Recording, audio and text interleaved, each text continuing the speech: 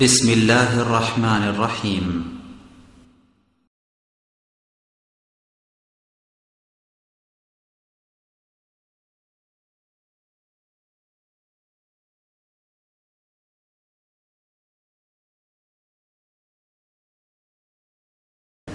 কুরআন ও সুন্নাহর আলোকে ঈদে মিলাদুন্নবী এ বিষয়ে বক্তব্য রাখার জন্য শেখকে সবিনয়ে অনুরোধ জানাচ্ছি।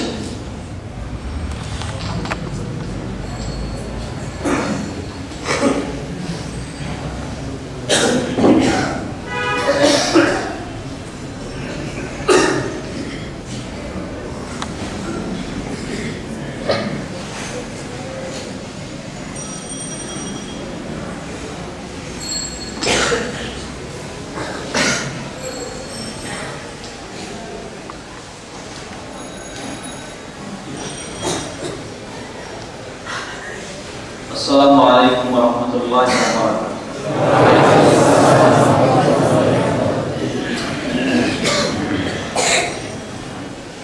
إن الحمد لله نحمده ونستعينه ونستغفره ونعوذ بالله من شرور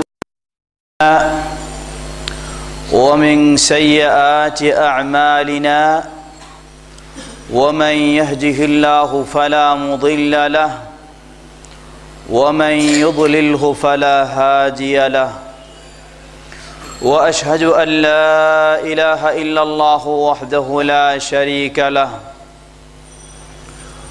وأشهد أن محمدا عبده ورسوله يا أيها الذين آمنوا اتقوا الله حق تقاته ولا تموتن إلا وأنتم مسلمون يا أيها الناس اتقوا ربكم الذي خلقكم من نفس واحدة وخلق منها زوجها وبث منهما رجالا كثيرا ونساء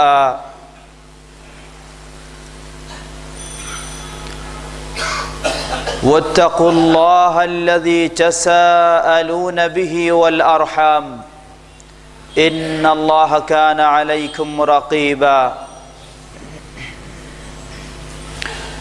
يا أيها الذين آمنوا اتقوا الله وقولوا قولا سديدا يصلح لكم أعمالكم ويغفر لكم ذنوبكم ومن يطع الله ورسوله فقد فاز فوزا عظيما أما بعد فإن خير الحديث كتاب الله وخير الهدي هدي محمد صلى الله عليه وسلم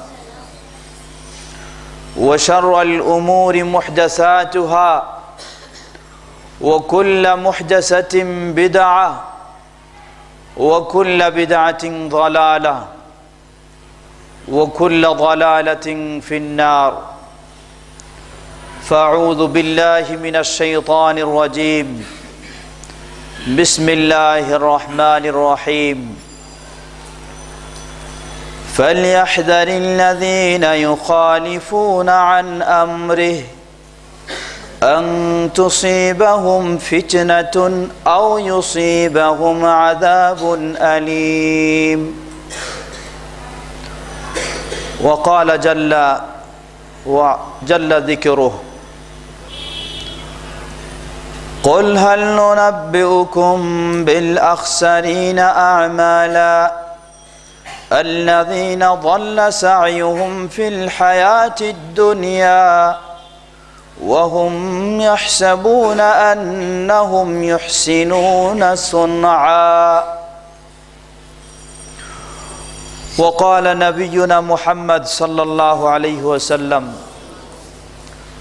فعليكم بسنتي وسنة الخلفاء الراشدين المهديين تمسكوا بها وعضوا عليها بالنواجذ وإياكم ومحدثات الأمور فإن كل محدثة بدعة وكل بدعة ضلالة وفي رواية وكل ضلالة في النار. وجاء في صحيح البخاري يقول نبينا محمد صلى الله عليه وسلم: من رغب عن سنتي فليس مني.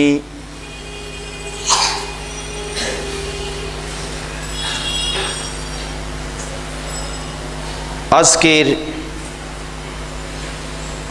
মাদ্রাসাতুল হাদিস নাজির বাজার ঢাকা কর্তৃক আয়োজিত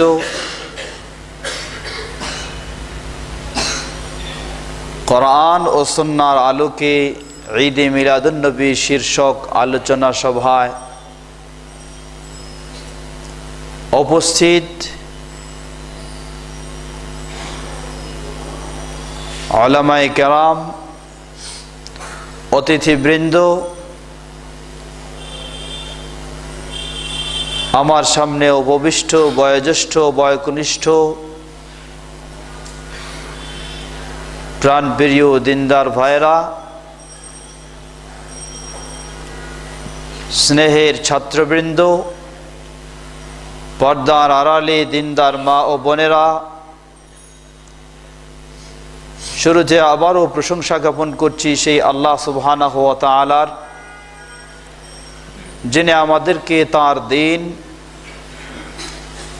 জানার, বোঝার এবং দিনের সঠিক পথে চলার যিনি তৌফিক দান করেছেন। সকলেই তার প্রশংসা জ্ঞাপনার্থে বলি আলহামদুলিল্লাহ।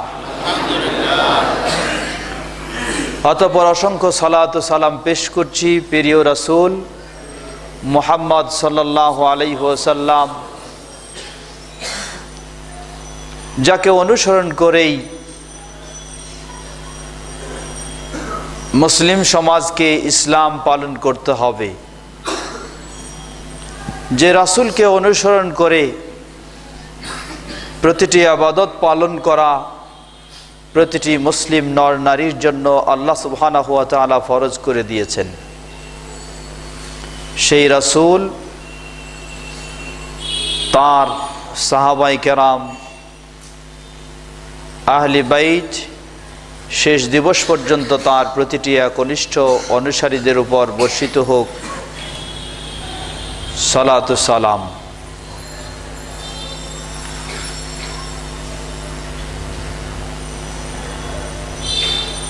উপস্থিত সুধীবৃন্দ, আজকে পবিত্র জুমার দিন 5ই রবিউল আউয়াল হিজরি 1434,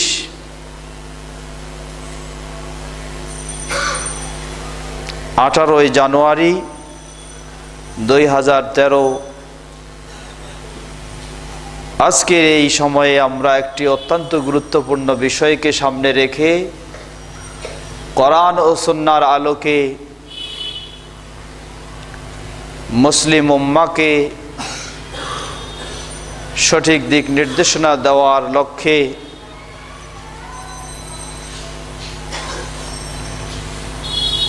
একটি সুন্দর বিষয় উপস্থাপন করার ইচ্ছা পোষণ করেছি। আল্লাহ সুবহানাহু ওয়া তাআলার কাছে শুরুতে আবারও তৌফিক কামনা করছি, আমরা যেন এই গুরুত্বপূর্ণ বিষয়টি, মূলত ইসলামে বিষয়টি কখনোই গুরুত্বপূর্ণ নয়, বাস্তব প্রেক্ষাপটে বিষয়টি গুরুত্বপূর্ণ। অতএব এই গুরুত্বপূর্ণ বিষয়টিকে সামনে রেখে কোরআন ও সহিহ সুন্নাহর আলোকে সঠিক দিক নির্দেশনা যেন আমরা গ্রহণ করতে পারি এবং মুসলিম উম্মাহকে দিতে পারি, আল্লাহ সুবহানাহু ওয়া তাআলা আমাদেরকে সে তৌফিক দান করুন।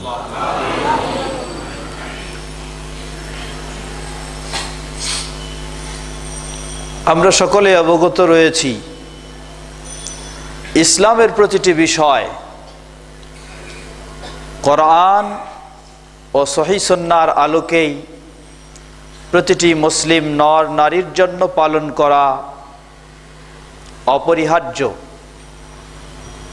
কোনো ইখতিয়ারি বিষয় নয়, ইচ্ছাধীন বিষয় নয় যে ইসলামের বিষয়গুলি আমি কোরআন ও সহিহ সুন্নাহর আলোকেও পালন করতে পারি, অথবা ইসলামের বিষয়গুলি আমার মন যেমন চাইবে সেভাবেও পালন করতে পারি। ইসলামে এমন কোনো সুযোগ নেই। যখনই আমি বা আপনি কেউ বলবো যে ইসলামের বিষয়, তখনই আপনাকে অবশ্যই কোরআন এবং সহিহ সুন্নাহর আলোকে সে বিষয়টি পালন করতে হবে। সুতরাং আমাদের জীবনের সকল বিষয়গুলি কোরআন ও সহিহ সুন্নাহর সাথে মিলিয়ে দেখতে হবে। যদি মিলে যায় আলহামদুলিল্লাহ, আমাদের জন্য সুসংবাদ, ভালো খবর।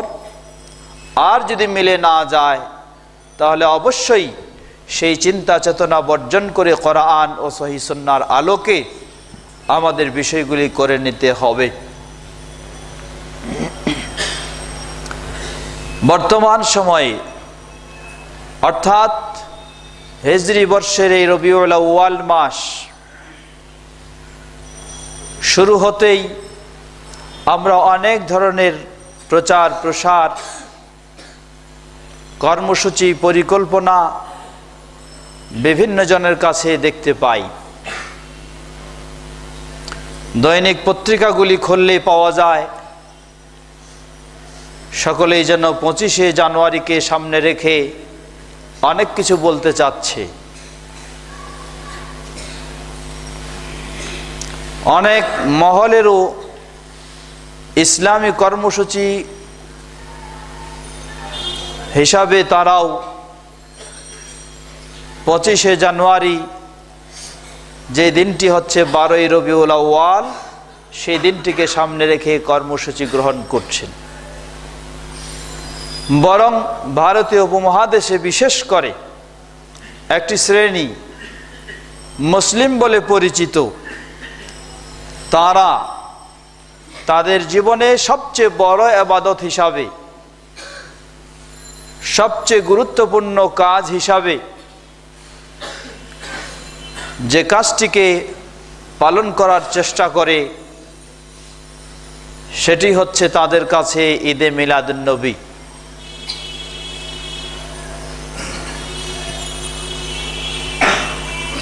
এ কাজকে কেন্দ্র করে তারা বেশ কিছু স্লোগানও তৈরি করে নিয়েছেন তাদের আকীদা বিশ্বাসের আলোকে। এজন্য তারা বলেন সকল ঈদের সেরা ঈদ ঈদে মিলাদুন নবী। নাউযুবিল্লাহ। এজন্যই আমরা নাউযুবিল্লাহ বলবো। আমাদের রাসূল মুহাম্মদ সাল্লাল্লাহু আলাইহি ওয়াসাল্লাম তিনি ইসলামে যে ঈদ দিয়েছেন, সে ঈদের মাঝে না বাৎসরিক না সাপ্তাহিক ঈদে মিলাদুন নবী এর কোনো ভিত্তি নেই। পক্ষান্তরে আমাদের সেই ভাইয়েরা ঈদে মিলাদুন নবীকে শুধু ঈদের সাথে সংযুক্ত করেননি, বরং মুসলিম সমাজের বাৎসরিক ঈদ ঈদুল ফিতর ও ঈদুল আজহা এর চেয়েও শ্রেষ্ঠ ঈদ হিসাবে ঈদে মিলাদুন নবীকে ঘোষণা দেন এবং সেটাকে সেভাবেই মূল্যায়ন করেন। অথচ ইসলামে প্রকৃতপক্ষে কোরআন ও সহিহ সুন্নাহ এর কোনো সঠিক ভিত্তি নেই। আসুন আমরা আজকের এই আলোচনা সভায় কোরআন ও সহিহ সুন্নাহর আলোকে ঈদে মিলাদুন নবী এর বাস্তবতা কতটুকু এবং এক্ষেত্রে একজন মুমিন যে আল্লাহকে ভয় করে, যে জান্নাত পেতে চায়, যে জাহান্নাম থেকে বাঁচতে চায়, তার ভূমিকা কি হতে পারে একটু আমরা বিষয়টিকে জেনে দেখার চেষ্টা করি। আলোচনার শুরুতেই কোরআনুল কারীমের সূরা নূর এর একটি আয়াত তেলাওয়াত করেছি। 63 নম্বর আয়াত আল্লাহ সুবহানাহু ওয়া তাআলা মুসলিম উম্মাহকে হুঁশিয়ারি উচ্চারণ করছেন। আল্লাহ বলেন, ফালিয়াহযারিল্লাযীনা ইউখালিফুনা আন আমরিহি আন তুসীবাহুম ফিতনাতুন আও ইউসীবাহুম আযাবুন আলীম। তাদের সতর্ক হওয়া উচিত, হুঁশিয়ার হওয়া উচিত, সাবধান হওয়া উচিত যারা রাসূল সাল্লাল্লাহু আলাইহি ওয়াসাল্লাম এর নিয়ম নীতি ও আদর্শের বিরোধিতা করে। বিরোধিতা করে বলতে অমুসলিম যারা, তারা এখানে উদ্দেশ্য নয়।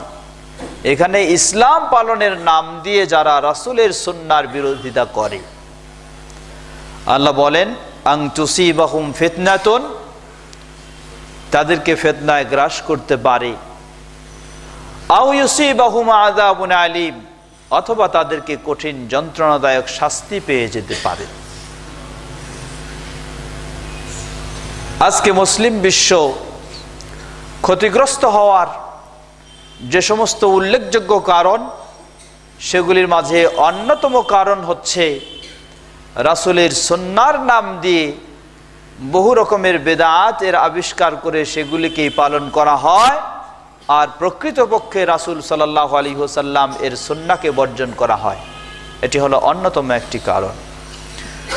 সুতরাং প্রতিটি মুমিন মুসলিমকে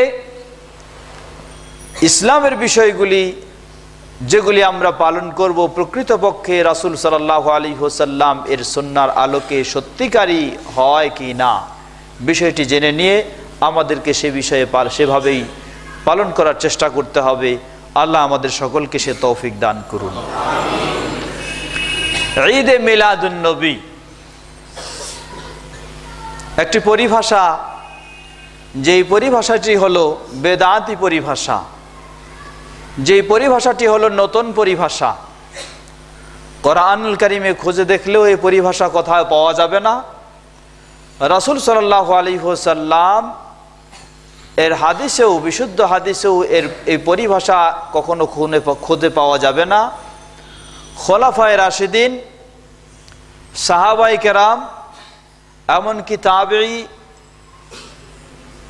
এরপরে প্রসিদ্ধ 4 জন ইমাম, তাদের যুগ পর্যন্ত বা তাদের জীবনীগুলিতেও ঈদে মিলাদুন নবী এই পরিভাষাটি কখনো সঠিকভাবে কোথাও খুঁজে পাওয়া যাবে না। যেই পরিভাষাটি কোরআনে খুঁজে পাওয়া যায় না, রাসূলের সুন্নাহয় খুঁজে পাওয়া যায় না, খোলাফায়ে রাশিদিনের আদর্শে পাওয়া যায় না, সাহাবীদের জীবন চরিত্রেও পাওয়া যায় না, প্রসিদ্ধ ইমাম, তাবেঈ ও তাবেঈন এবং এরপরে প্রসিদ্ধ ইমাম, তাদের সময়কালেও খুঁজে পাওয়া যায় না। সুতরাং সহজেই উত্তর খুঁজে পাওয়া যায় যে এটি ইসলামের কিভাবে ইবাদত হতে পারে। কখনো এটি ইসলামের ইবাদত হতে পারে না, যেহেতু এর ভিত্তি ইসলামে কখনো নেই। ঈদে মিলাদুন নবী, ঈদ শব্দটি মুসলিম সমাজের কাছে সুপরিচিত, যদিও আমরা বাংলাভাষী মানুষেরা ঈদ শব্দটিকে আনন্দের উৎসব হিসাবে আমরা ব্যবহার করে থাকি, এই অর্থে ব্যবহার করে থাকি। মূলত ঈদ শব্দটি শরীয়তের পরিভাষায় কোনো নির্দিষ্ট দিনে, কোনো নির্দিষ্ট সময়ে বা কোনো নির্দিষ্ট স্থানে কোনো অনুষ্ঠান সম্পন্ন করাকে শরীয়তের পরিভাষায় ঈদ বলা হয়। ঈদুল আযহা একটি নির্দিষ্ট দিন ও সময়ে একটা অনুষ্ঠান সম্পন্ন করা হয়। ঈদুল ফিতর একটি নির্দিষ্ট দিন ও সময়ে এবং স্থানে অনুষ্ঠান সম্পন্ন করা হয়। এই দৃষ্টিকোণ থেকে সেগুলিকে ঈদ বলা হয়।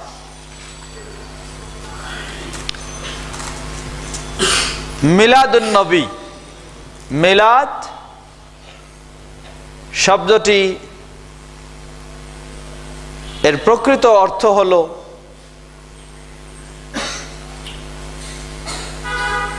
জন্মদান বা জন্মের সময় বা জন্মের স্থান বা জন্মদানের যন্ত্র এই সমস্ত অর্থে ব্যবহার হয়ে থাকে। এখানে উদ্দেশ্য নেওয়া হয়েছে মিলাদ, জন্মের সময়। আর নবী বলতে সকলের কাছে কথাটি সুপ্রসিদ্ধ। নবী হচ্ছেন তিনি যিনি আল্লাহ সুবহানাহু ওয়া তাআলার পক্ষ থেকে ইসলাম প্রচার প্রসারের জন্য প্রেরিত, তিনি হলেন নবী। এখানে নবী দ্বারা উদ্দেশ্য হলো মুহাম্মদ সাল্লাল্লাহু আলাইহি ওয়াসাল্লাম। অতএব ঈদে মিলাদুন নবী, মুহাম্মদ সাল্লাল্লাহু আলাইহি ওয়াসাল্লাম এর জন্মের সময়টাকে কেন্দ্র করে যেই অনুষ্ঠান উদযাপন করা হয়, সেই অনুষ্ঠানটির নামই হলো ঈদে মিলাদুন নবী। সংক্ষিপ্ত পরিচয়। এখন আমরা আসুন একটু চিন্তা করে দেখি, এই ঈদে মিলাদুন নবী এর উৎপত্তি কখন। আগে আমরা বলেছি, কোরআনুল কারীম যদি আমরা খুঁজে দেখি, তাহলে ঈদে মিলাদুন নবী এর উৎস ও উৎপত্তি সংক্রান্ত বিষয়ে কোরআনুল কারীমে প্রত্যক্ষ বা পরোক্ষভাবে কোনো তথ্য পাওয়া যাবে না। দ্বিতীয়, রাসূল সাল্লাল্লাহু আলাইহি ওয়াসাল্লাম এর সুন্নাহ যদি খুঁজে দেখি, তাহলেও কোনো প্রমাণ পাওয়া যাবে না। তৃতীয়, খোলাফায়ে রাশিদিনের জীবনে যদি খুঁজে দেখি, তাহলেও এর কোনো প্রমাণ পাওয়া যাবে না। কারণ নবী সাল্লাল্লাহু আলাইহি ওয়াসাল্লাম নবুয়ত পেলেন, এরপরে তিনি ৬৩ বছর নবুয়তের জীবন, রিসালাতের জীবন, সেই ৬৩ বছরে অবশ্যই নবী সাল্লাল্লাহু আলাইহি ওয়াসাল্লাম এর জন্ম দিবসটি, সেই ২৩ বছরে অবশ্যই নবী সাল্লাল্লাহু আলাইহি ওয়াসাল্লামের নবুয়তি জীবনে জন্ম দিবসটি ২৩ বার এসেছে, কিন্তু তিনি জন্ম দিবস হিসাবে কোনো অনুষ্ঠান উদযাপন করেছেন বলে তার কোনো সামান্যতম সঠিক প্রমাণ নেই। খোলাফায়ে রাশিদিন আবু বকর রাদিয়াল্লাহু তাআলা আনহু, তার সময়কাল ২ বছর ৩ মাস কয়েকদিন, এর মাঝে অবশ্যই ২ দিন এসেছে। এরপরে খলিফা হলেন আমিরুল মুমিনিন ওমর রাদিয়াল্লাহু তাআলা আনহু। ওমর রাদিয়াল্লাহু তাআলা আনহু এর খেলাফতের সময়কাল 10 বছর। এই 10 বছরে অবশ্যই সেই জন্ম দিবসটি 10 বার আসার কথা, কিন্তু তার গোটা জীবনে এর পালন হয়েছে বলে এর সামান্যতম কোনো বিশুদ্ধ প্রমাণ নেই। ওসমান রাদিয়াল্লাহু আনহু, তার খেলাফতি জীবন 12 বছর। 12 বছরে অবশ্যই এই দিনটি 12 বার এসেছে, কিন্তু কোনো এই ধরনের আনুষ্ঠানিকতা করা হয়েছে বা পালন করা হয়েছে বলে এর সঠিক কোনো বিশুদ্ধ প্রমাণ নেই। আলী রাদিয়াল্লাহু তাআলা আনহু, তার খেলাফতি জীবন হলো 6 বছর। সে 6 বছরেও এরকম কোনো পালন করা হয়েছে বলে এর কোনো সঠিক প্রমাণ নেই। খোলাফায়ে রাশিদিন 4 জনের সময়কাল মোট 30 বছর।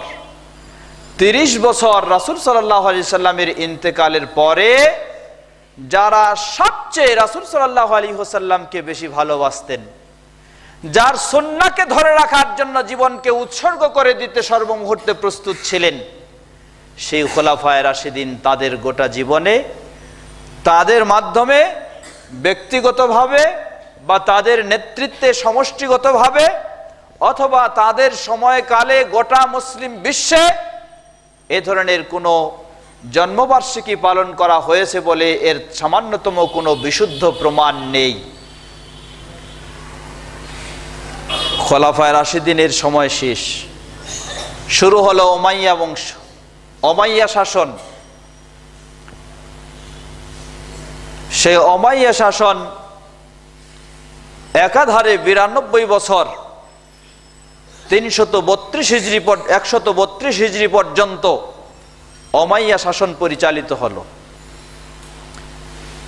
এই 92 বছরের মাঝে অবশ্যই এই দিনটি 92 বার এসেছে, কিন্তু পৃথিবীর বুকে কোনোদিন এ ধরনের রাসূল সাল্লাল্লাহু আলাইহি ওয়াসাল্লাম এর জন্মবার্ষিকীর অনুষ্ঠান পালন করা হয়েছে বা উদযাপন করা হয়েছে এর সামান্যতম কোনো বিশুদ্ধ প্রমাণ নেই। 132 হিজরি 92 বছর উমাইয়া শাসন অতিক্রম হওয়ার পরে আব্বাসীয় শাসন শুরু হলো। একাধারে চলতে হিজরি 4র্থ শতাব্দী, এই 4র্থ শতাব্দী পর্যন্ত পৃথিবীর বুকে রাসূল সাল্লাল্লাহু আলাইহি ওয়াসাল্লামের জন্মবার্ষিকীর কোনো অনুষ্ঠান উদযাপন করা হয়েছে বলে এর কোনো সঠিক ইতিহাস পৃথিবীর বুকে নেই। 4র্থ শতাব্দীর শেষের দিকে সর্বপ্রথম পৃথিবীর বুকে এই মিলাদুন নবী রাসূল সাল্লাল্লাহু আলাইহি ওয়াসাল্লাম এর জন্মবার্ষিকী কখন উদযাপন হলো এ নিয়ে ঐতিহাসিকগণের মাঝে মতামত রয়েছে। দুটি মত উল্লেখযোগ্য। একটি মত হলো হিজরি 4র্থ শতাব্দীর শেষের দিকে, অর্থাৎ 400 বছরের হিজরি 400 বছরের শেষের দিকে মিশরে ফাতেমি সম্প্রদায়, ফাতেমি হলো শিয়া সম্প্রদায়, এই শিয়াদের মাঝে সর্বপ্রথম 6 জন ব্যক্তির জন্মবার্ষিকী পালন করা হয়। সে 6 জন, একজন হলেন নবী মুহাম্মদ সাল্লাল্লাহু আলাইহি সাল্লাম, দ্বিতীয় জন আলী রাদিয়াল্লাহু আনহু, তৃতীয় হাসান রাদিয়াল্লাহু আনহু, চতুর্থ হুসাইন রাদিয়াল্লাহু আনহু, পঞ্চম ফাতেমা রাদিয়াল্লাহু আনহা এবং ষষ্ঠ সেই সময়ে ফাতেমি বংশের যিনি খলিফা ছিলেন সেই ব্যক্তির। এভাবে এই 6 জনের সর্বপ্রথম হিজরি 4র্থ শতাব্দীর শেষের দিকে তাদের জন্মবার্ষিকী পালন করা হয়। বিষয়টি ইমাম মাকরিদি তিনি তার আল খুতাত গ্রন্থের 490 থেকে 499 পৃষ্ঠার মাঝে সুন্দরভাবে আলোচনা করেছেন। এ হলো এক মত, অর্থাৎ এই ঈদে মিলাদুন নবী পৃথিবীর বুকে সর্বপ্রথম শুরু হয় কখন? হিজরি 400 শতাব্দীর শেষের দিকে মিশরে। কাদের মাঝে? শিয়াদের মাঝে। এ বিষয়ে দ্বিতীয় মত যেটি, তা হলো হিজরি 7ম শতাব্দীর শুরুর দিকে, কেউ বলেন যে 624, কেউ বলেন 625, অর্থাৎ 7ম শতাব্দীর শুরুর দিকে ইরাকের মৌসুল শহরে সেখানে সর্বপ্রথম এই ঈদে মিলাদুন নবী উদযাপন করা হয়। দুটি মতের সমন্বয় সমাধান করতে গিয়ে ইমাম ইবনে আবি শামা তিনি আল বাঈস ফি ইনকারিল বিদআ ওয়াল হাওয়াদিস এই গ্রন্থে সুন্দরভাবে আলোচনা করছেন। তিনি বলছেন যে দুটি মতের সমন্বয় হলো এই যে পৃথিবীর বুকে সর্বপ্রথম এই ঈদে মিলাদুন নবী শুরু হয় হিজরি 4 শতাব্দীর শেষের দিকে ফাতেমি শিয়াদের মাঝে মিশরে। এরপর সেখান থেকে বিভিন্ন জায়গায় বিস্তার লাভ করে। ইরাকের মাঝে সর্বপ্রথম সেই 700 হিজরির শুরুর দিকে সে জায়গায় সর্বপ্রথম শুরু হয়। তাহলে বলা যেতে পারে খুব যদি বেশি হয় তাহলে হিজরি 4র্থ শতাব্দীর শেষের দিকে পৃথিবীর বুকে সর্বপ্রথম এই ঈদে মিলাদুন নবী এর উৎপত্তি হয়। সেটা কিভাবে হলো, কেন হলো? আজকে আমাদের সমাজে যদি আমরা লক্ষ্য করি, দেখা যায় যে আমাদের সমাজে প্রতিবেশীদের অনুসরণ করে অনেকগুলি কৃষ্টি কালচার মুসলিম সমাজ সেগুলিকে গ্রহণ করেছে। উদাহরণস্বরূপ খ্রিস্টানদের অনুসরণ করে আজকে আমরা যত রকমের ডে আছে, বার্থডে বলেন, ম্যারেজ ডে বলেন, যত রকমের রয়েছে, এগুলি খ্রিস্টানদের অনুসরণ করে আজকে মুসলিম সমাজ শুরু করেছে। আর আমাদের সমাজে পাশাপাশি হিন্দু সমাজের অনুসরণ করে এই মুসলিম সমাজ শুরু করেছে চল্লিশা। হিন্দু সমাজের নিয়ম হলো কোনো ব্যক্তি মারা গেলে সেই ব্যক্তির 40 দিন পর তাদের যে হুজুর, তাদের যে মিলাদ পড়ায়, তাদের যে ঠাকুর, তাকে নিয়ে এসে শ্রাদ্ধ করায় নেন 40 দিন পর। মুসলমান সমাজ যখন দেখলো যে তারা হিন্দু হয়ে অমুসলিম হয়ে 40 দিন পর তাদের বাবা বা মা বা তাদের গুরুত্বপূর্ণ ব্যক্তিদের 40 দিন পরে যদি এই তাদের দোয়া দরুদের অনুষ্ঠান করতে পারে, তাহলে আমরা মুসলিম হয়ে কেন আমাদের বাবা মার জন্য 40 দিন পরে দোয়া দরুদের অনুষ্ঠান করতে পারবো না? তাদের অনুসরণ করে মুসলিম সমাজে শুরু হলো এই চল্লিশা। তো ঠিক একইভাবে এই ঈদে মিলাদুন নবী, নবী সাল্লাল্লাহু আলাইহি ওয়াসাল্লাম এর জন্মবার্ষিকীর অনুষ্ঠান কাকে লক্ষ্য করে শুরু হলো? যেহেতু এটি কোরআনে নেই, সুন্নায় নেই, খোলাফায়ে রাশিদিনের আদর্শে নেই, সাহাবায়ে কেরামদের আদর্শে নেই, প্রসিদ্ধ ইমামদের আদর্শে নেই, তাহলে কাকে লক্ষ্য করে শুরু করা হলো? এটাও মূলত সর্বপ্রথম শিয়া সমাজ শুরু করেছে। তারা কাদের লক্ষ্য করে? তারা খ্রিস্টানদেরকে অনুসরণ করে শুরু করেছে। আর খ্রিস্টানেরা কাদেরকে অনুসরণ করে শুরু করেছে? খ্রিস্টানরা অনুসরণ করেছে ইউনান, গ্রিক সভ্যতার অধিবাসী যারা বা গ্রিক সভ্যতার মানুষ যারা, সেই ইউনান সভ্যতায় তাদের নিয়ম ছিল তাদের যারা দেবতা, সেই দেবতাদের জন্মবার্ষিকী তারা পালন করে। সেই ইউনানদের অনুসরণ করে ঈসা আলাইহিস সালাম যে ধর্ম নিয়ে এসেছিলেন, সেই ধর্মে কখনো ঈসা আলাইহিস সালামের জন্মবার্ষিকী পালন করার নিয়ম ছিল না। কিন্তু খ্রিস্টান সমাজ ইউনানদের অনুসরণ করে, গ্রিক সভ্যতার অনুসরণ করে তারা ঈসা আলাইহিস সালামের জন্মবার্ষিকী পালন শুরু করে, যেটি হচ্ছে তাদের কাছে বড়দিন। গত কয়েকদিন আগেই, গত মাসে চলে গেল। সেই খ্রিস্টানরা যখন তারা তাদের নবীর জন্মবার্ষিকী পালন করতে পারে, তাহলে আমরা মুসলমান হয়ে কেন করতে পারবো না?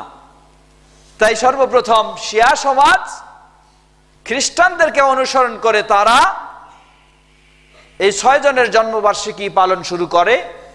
6 জনের মাঝে একজন হলেন নবী মুহাম্মদ সাল্লাল্লাহু আলাইহি ওয়াসাল্লাম।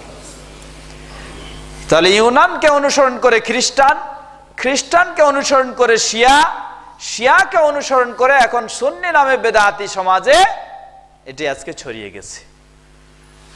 এ হলো ঈদ মিলাদুন নবী বা নবী সাল্লাল্লাহু আলাইহি ওয়াসাল্লাম এর জন্মবার্ষিকীর উৎপত্তির সংক্ষিপ্ত ইতিহাস।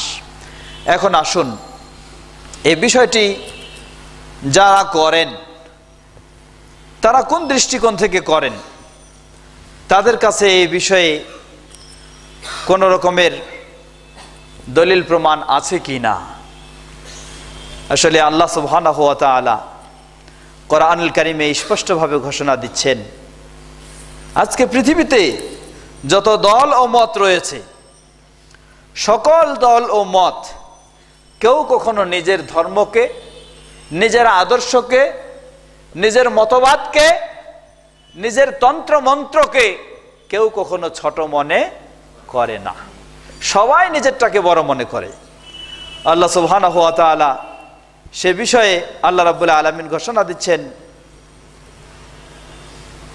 কোরআনুল কারীমে। সুন্দরভাবে আল্লাহ রাব্বুল আলামিন বলে দিচ্ছেন যে কুল্লু হিজবিন বিমা লাদাইহিম ফারিহুন, কুল্লু হিজবিন বিমা লাদাইহিম ফারিহুন। প্রতিটি দল যদিও 100% সে মিথ্যার উপর রয়েছে, 100% অবাস্তবতার মাঝে রয়েছে, কিন্তু তবু নিজের চিন্তা চেতনা নিয়ে সে যেন আনন্দে উৎফুল্ল, যেন আমরাই ঠিক রয়েছি।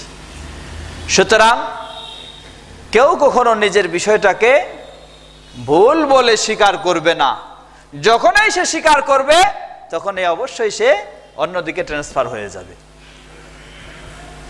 এজন্য আমরা দেখেছি আলহামদুলিল্লাহ অসংখ্য অগণিত, আজকেই আমাদের এক ভাই চট্টগ্রামের সেই এমন এক এলাকার এক সংবাদ দিলেন। তিনি বললেন যে সেখানে এক পীর সাহেব ছিলেন। সেই পীর সাহেব তিনি সাধারণ পীর শুধু নয়, একেবারে সেই মাইজ ভান্ডারি পীর, মানে ভণ্ডের শেষ সীমানায় যারা। তো আল্লাহ সুবহানাহু ওয়া তাআলা হেদায়েতের মালিক, তিনি কাকে কখন হেদায়েত দিবেন আল্লাহ সুবহানাহু ওয়া তাআলাই জানেন। তো সেই ব্যক্তি এই ধরনের পীর হওয়ার সত্ত্বেও তার কাছে যখন সঠিক বিষয়গুলি হয়তো পৌঁছেছে, আমাদের মনে হয় এদিকে গরম হচ্ছে, আপনারা একটু বাইরের ফ্যানগুলি মাঝে মাঝে ছেড়ে দেন, ফ্যানগুলি মাঝে মাঝে ছেড়ে দেন, মুয়াজ্জিন সাহেবরা যারা আছেন। তো সেই ব্যক্তির কাছে যখন ইসলাম এর সঠিক বিষয়গুলি পৌঁছেছে, আলহামদুলিল্লাহ তিনি শুধু একাই নয়, তার যত সব মুরিদ ছিল সবগুলিকে নিয়ে তিনি তওবা করেছেন এবং সঠিক পথে ফিরে এসেছেন, আলহামদুলিল্লাহ। তো যেটা বলছিলাম, সকলেই তার চিন্তাটাকেই সঠিক বলে মনে করে, কিন্তু যখন এটা ভুল বলে প্রমাণিত হয় তখন আর সেটার মাঝে সে কখনো থাকে না, সেটাকে ছেড়ে চলে আসবে অবশ্যই। তো এই ধরনের অনেক রয়েছে, আলহামদুলিল্লাহ। দিনের পর দিন পরিবর্তন হচ্ছে, আল্লাহ সুবহানাহু ওয়া তাআলার বিশেষ অনুগ্রহে অনেকজন সঠিক পথের হেদায়েত পাচ্ছে। আমরাও দোয়া করব যারা আজকে ঈদে মিলাদুন নবীর এত সব আয়োজন বিয়োজন করে থাকেন, তাদের এই ভুল বিষয়গুলি ইনশাআল্লাহ তাদের কারো কাছে না কারো কাছে একদিন না একদিন প্রমাণিত হবে, আর তারাও সেগুলিকে বর্জন করে সঠিক পথে ফিরে আসার সুযোগ পাবেন ইনশাআল্লাহ। আল্লাহ সেই তৌফিক দান করুন, বলুন আল্লাহুম্মা আমিন। সুতরাং যারা আজকে ঈদে মিলাদুন নবীকে এত জমজমাট ভাবে পালন করছে এবং এটাকেই যেন তাদের জীবনের সবচেয়ে বড় ইবাদত হিসাবে পালন করার চেষ্টা করতেছে, তাদের কাছে কি কোনোই দলিল প্রমাণ নেই? আপনি যদি বলতে যান, জিজ্ঞাসা করতে যান, দেখাবে আপনাকে অনেক দলিল প্রমাণ রয়েছে। আপনাকে কোরআন থেকে দলিল দিবে, আপনাকে হাদিস থেকে, সহিহ হাদিস থেকে দলিল দিবে, আপনাকে খোলাফায়ে রাশিদিন সাহাবায়ে কেরামদের আদর্শ থেকে দলিল দিবে। যদিও সেগুলি বাস্তবে টিকবে না, কিন্তু সেগুলির দলিল দিবে। আসুন আমরা কয়েকটি তাদের দলিলগুলি একটু খোঁজ নেওয়ার চেষ্টা করি, এরপর আমরা এই বিষয়ে কি কি ঘটে থাকে এবং শরীয়তের দৃষ্টিকোণ থেকে এর কি বিধান হতে পারে সে বিষয় নিয়ে আমরা যাব। প্রথম তাদের দলিল হলো, ইসলামে কোরআন সুন্নায় রাসূল সাল্লাল্লাহু আলাইহি ওয়াসাল্লামকে ভালোবাসা এর খুব গুরুত্ব দেওয়া হয়েছে। গুরুত্ব এমনই ভাবে দেওয়া হয়েছে, সহিহ বুখারী মুসলিমের হাদিস, রাসূল সাল্লাল্লাহু আলাইহি ওয়াসাল্লাম নিজেই বলেন, লা ইউমিনু আহাদুকুম হাত্তা আকুনা আহাব্বা ইলাইহি মিন ওয়ালিদিহি ওয়া ওয়ালাদিহি ওয়ান নাসি আজমাইন। তোমাদের মাঝে কেউ ঈমানদার হতে পারে না যতক্ষণ না আমি তার কাছে তার শ্রদ্ধার পাত্র পিতামাতা, স্নেহের পাত্র কলিজার টুকরা সন্তান, এমনকি সমগ্র পৃথিবীর সব মানুষের চেয়ে যতক্ষণ না আমি তার কাছে অধিক প্রিয় পাত্র হতে পারি, অধিক ভালোবাসার পাত্র হতে পারি, ততক্ষণ পর্যন্ত কেউ মুমিন হতে পারে না। এটা হলো তাদের একটা গুরুত্বপূর্ণ দলিল। সুতরাং রাসূল সাল্লাল্লাহু আলাইহি সাল্লামকে যারা ভালোবাসবে, রাসূল সাল্লাল্লাহু আলাইহি সাল্লাম যেই দিনটিতে আগমন তার ঘটলো, যেই দিনটিতে তার জন্ম হলো, সেই দিনটিকে অবশ্যই সে উৎসবের দিন হিসাবে গ্রহণ করবে, অবশ্যই সেই দিনটিকে মূল্যায়ন করবে। আমরা বলবো, খুব সহজভাবে বলবো তাদেরকে, আসলে এই রাসূল সাল্লাল্লাহু আলাইহি ওয়াসাল্লামকে আল্লাহ সুবহানাহু ওয়া তাআলার পরেই পৃথিবীর সকল মানুষের চেয়ে ভালোবাসতে হবে, এটি এক বাক্যে আমরা স্বীকার করি এবং সকলকে স্বীকার করতেই হবে, যেহেতু রাসূল সাল্লাল্লাহু আলাইহি ওয়াসাল্লাম থেকে বিশুদ্ধভাবে প্রমাণিত।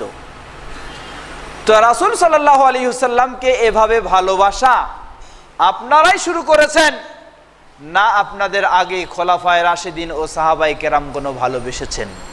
জবাব, কোনো সন্দেহ নাই, রাসূল সাল্লাল্লাহু আলাইহি ওয়াসাল্লামকে এই উম্মার মাঝে সর্বপ্রথম যারা ভালোবেসেছেন তারা হলেন রাসূল সাল্লাল্লাহু আলাইহি ওয়াসাল্লামের সাহাবায়ে কেরামগণ।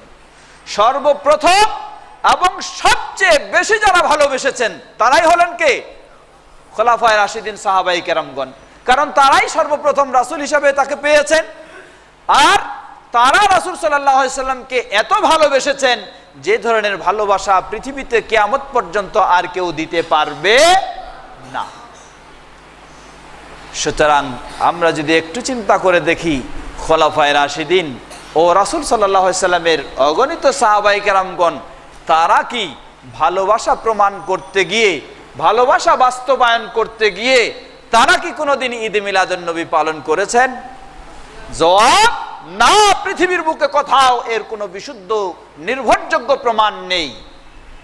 যদি তাই হয়ে থাকে তাহলে আমরা বলবো, সুতরাং আপনারা ভালোবাসার দোহাই দিয়ে রাসূল সাল্লাল্লাহু আলাইহি ওয়াসাল্লামের যে বিষয়গুলি চালু করতে যাচ্ছেন এগুলি আপনাদের মন গড়া ভালোবাসা ছাড়া কখনো বাস্তব ভালোবাসা নয়, এটি মিথ্যা ভালোবাসা ছাড়া কখনো সত্য ভালোবাসা নয়।